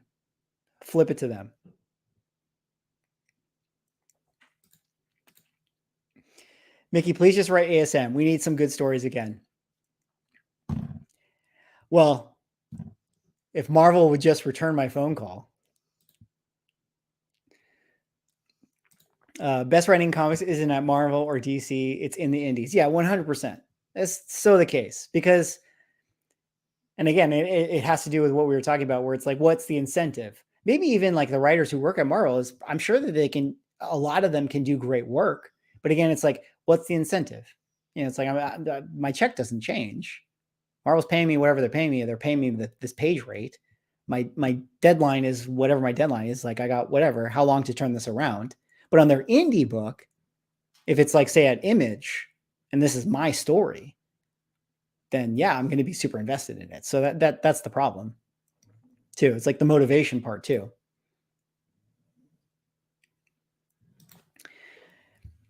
It feels like I'm only selling one book per month. Is that the eBay feeling? Yeah, I mean, it feels like, I mean, it depends. It depends on what you're selling, obviously, right? Like things that are rare, things that are high in demand, things that are priced really well, those will definitely sell on eBay. But spec books, those are hard to sell. Spec book, definitely, this is not spec book time. I mean, you can stack spec books. I talk about like my index videos, the comic book index videos. And I talk about the interest rates and things like that and all that boring stuff that nobody cares about. But I will say that when we turn the corner and rates start to get cut, more money comes into the system, spec books will come back. That'll be spec book time. You know, depending where we are, like if I do my if I do a video that's like predictions for 2024, I already feel like one of my predictions, if I do a video like that, will be that spec books are back. I can see it now, the title. Number 4 prediction, spec books are back, you know, because I think that'll be the time when that stuff moves once again.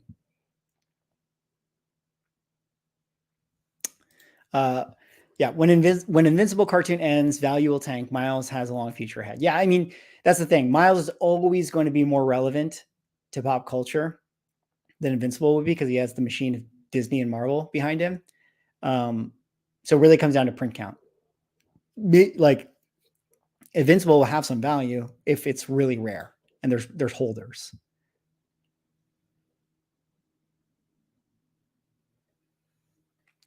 Like catching up with chat. You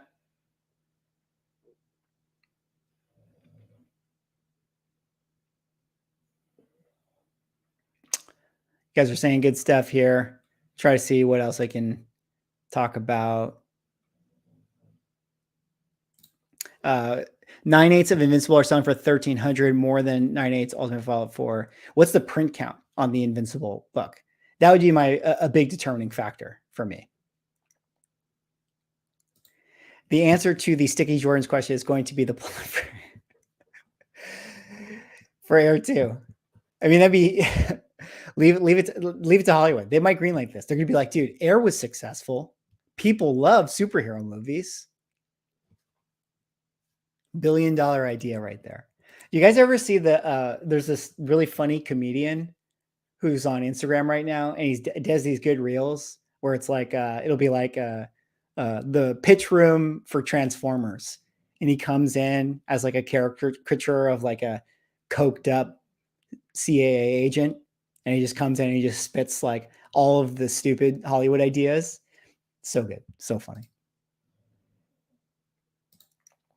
Love you guys. Getting ready to go live ourselves soon. Hope to catch you when you're done. Broheem. Yeah, Comics and Chaos. Actually, we've been going 150. I think I might wrap up pretty soon here, guys. I've been streaming for 2 hours. I should probably eat dinner. I got to prep a video tomorrow. I'm going to do our dealer video.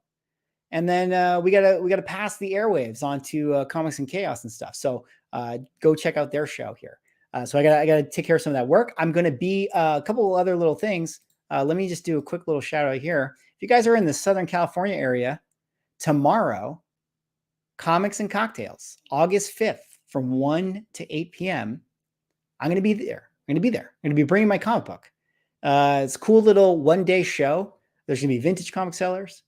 I'm gonna be there. There's drinks being served. So, you can get a little buzz and buy some books. I'll sign any books. So if you're in the SoCal, Los Angeles area, definitely come by. Go check it out. We Can Be Heroes. That is the comic book store that I filmed my commercial at.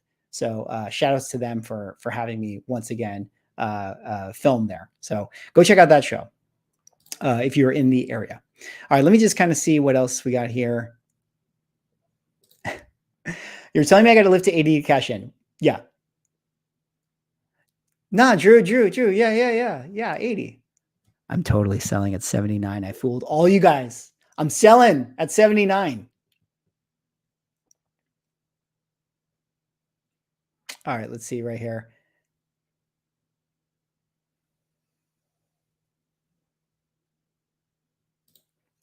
Sad to say I haven't purchased a modern book from a store since the pandemic. The industry forced me into back issues, and they not doing much to pull me back in. Yeah, it is tough, man. It's hard. Here's the other thing too. It's like it's hard because buying week to week is actually pretty expensive.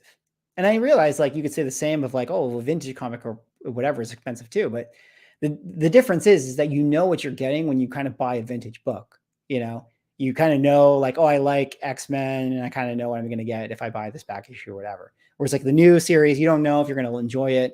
And so it's expensive and it's really hard. And it's hard. And I feel bad because it's actually really hard to break through as a comic series because I'm sure in that comic book store, on that wall, a huge wall, I'm sure there's some great stories in there that you would enjoy. But like, how do you know which one?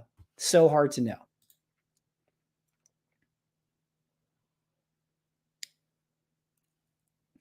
'80s Comic Geek says, "Hey, bud, just bought your comic today. Hey, appreciate that, '80s Comic Geek. I hope you enjoy it, man. I really hope you enjoy it." Ollie says, "Hey, Swag, I just bought Sanity 1 today. Heard of it? Hey, man. Hey, Ollie, appreciate that, man. I really thanks for the support. Thank you, '80s Comic Geek again. I hope you guys enjoy it. Stay tuned. I'll definitely be shipping that out probably later tonight, or I'll box it up and get it out there in the morning." All right, guys, let's kind of look through, see if there's anything else here. Is it me only or James Gunn make the DC market been more desirable now? Well, Alucard, 100% James Gunn has put excitement into a lot of DC comic books. DC comic books have been selling a lot based on all the announcement stuff. We had the Superman stuff get hot. We had the Green Lantern stuff get hot. We had Metamorph get hot. The villains. So like, definitely he's brought some new life in it. And I think, he deserves that. I mean, a lot of people have faith in the work that he's done. Talking about good writing. I mean, I think he's probably one of the best screenwriters, certainly in the superhero side that is working right now. So excited to see what he does with Superman. But yeah, he's definitely brought a lot of value to DC books.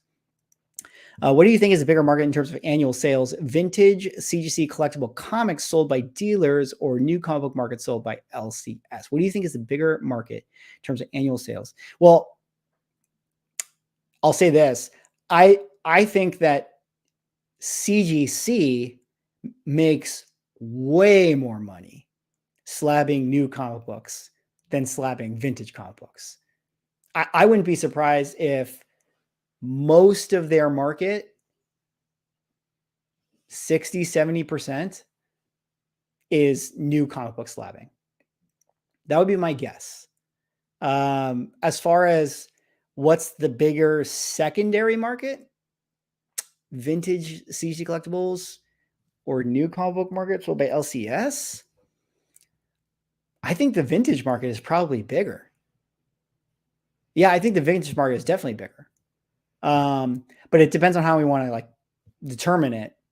If we're just talking about like the purse, like the gross, how much like money is created, and we can count like heritage auction and stuff like that, vintage market is way bigger. Vintage market is like billions and billions of dollars versus new comic book market is like hundreds of millions, So depends on how you want to evaluate that. As a new eBay seller, do you think this is the time to start, or is it better to stock up and wait till after the writer's strike? Almar, my opinion is that I think it's always a good time to start. I think you should always sell. When should you sell a comic book? Whenever you're in the green. Nobody ever went broke taking a profit. All these adages, I would just say start doing that. Like if you have some books that you want to sell, just list them now. Especially if your entry point into the book or your cost basis is lower than what the book can sell for right now. I mean, if you bought a book for $5 and you can sell it now for 20, just do it. Even if this book is like, oh, well, like maybe at this movie, it'll be worth 50. Who cares? Take the 20, bird in the hand is worth two in the bush. Take the money right now. If a book goes up to $50 later, who cares? By that point, you can take that $20, you could buy something else, find value in that, and then sell that book. And then that 50 that you could have hypothetically made had you waited, you could have already made that again by having new inventory and selling that new inventory. That's my personal opinion.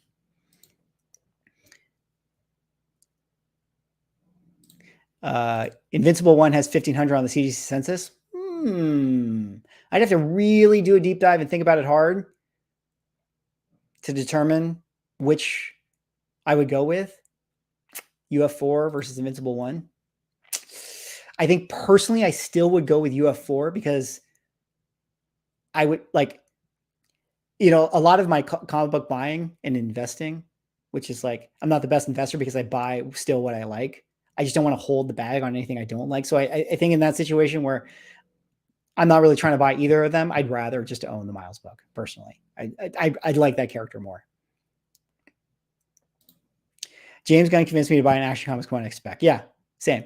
There's actually a there's a 0.5 raw Action 1 going up for sale on Heritage soon. This is, guys, this is as entry level as it gets. 0.5 raw Action 1. If you were ever going to get one, your chance is nigh.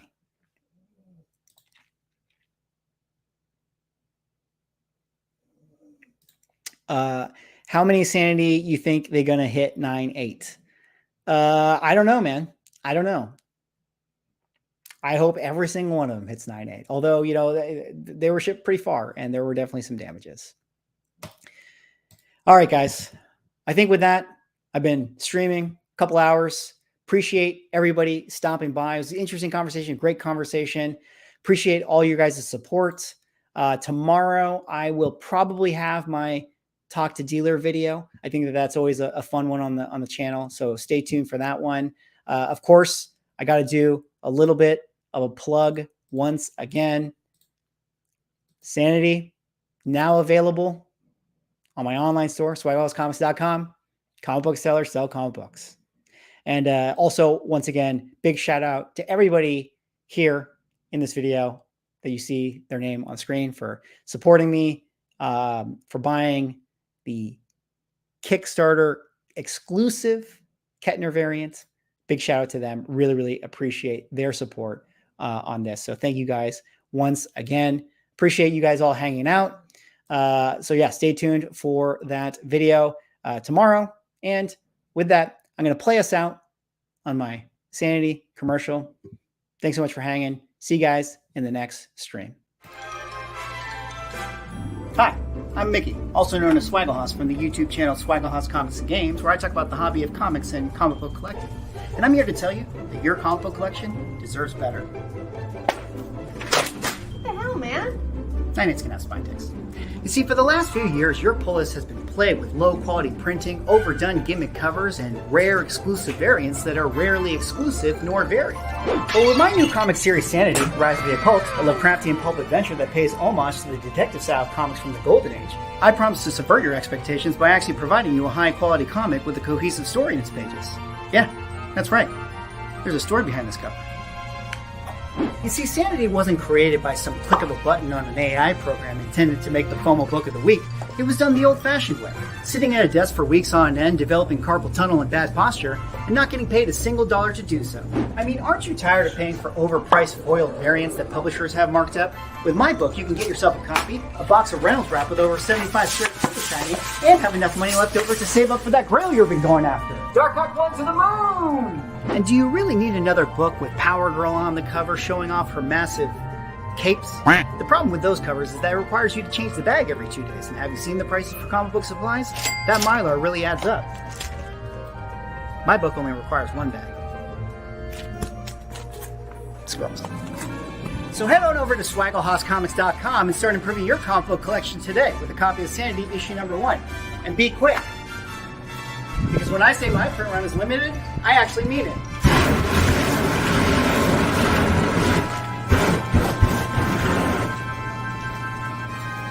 How's that for proof of destruction? My name is Swagglehouse, and I'm here to tell you that your comic book collection deserves better.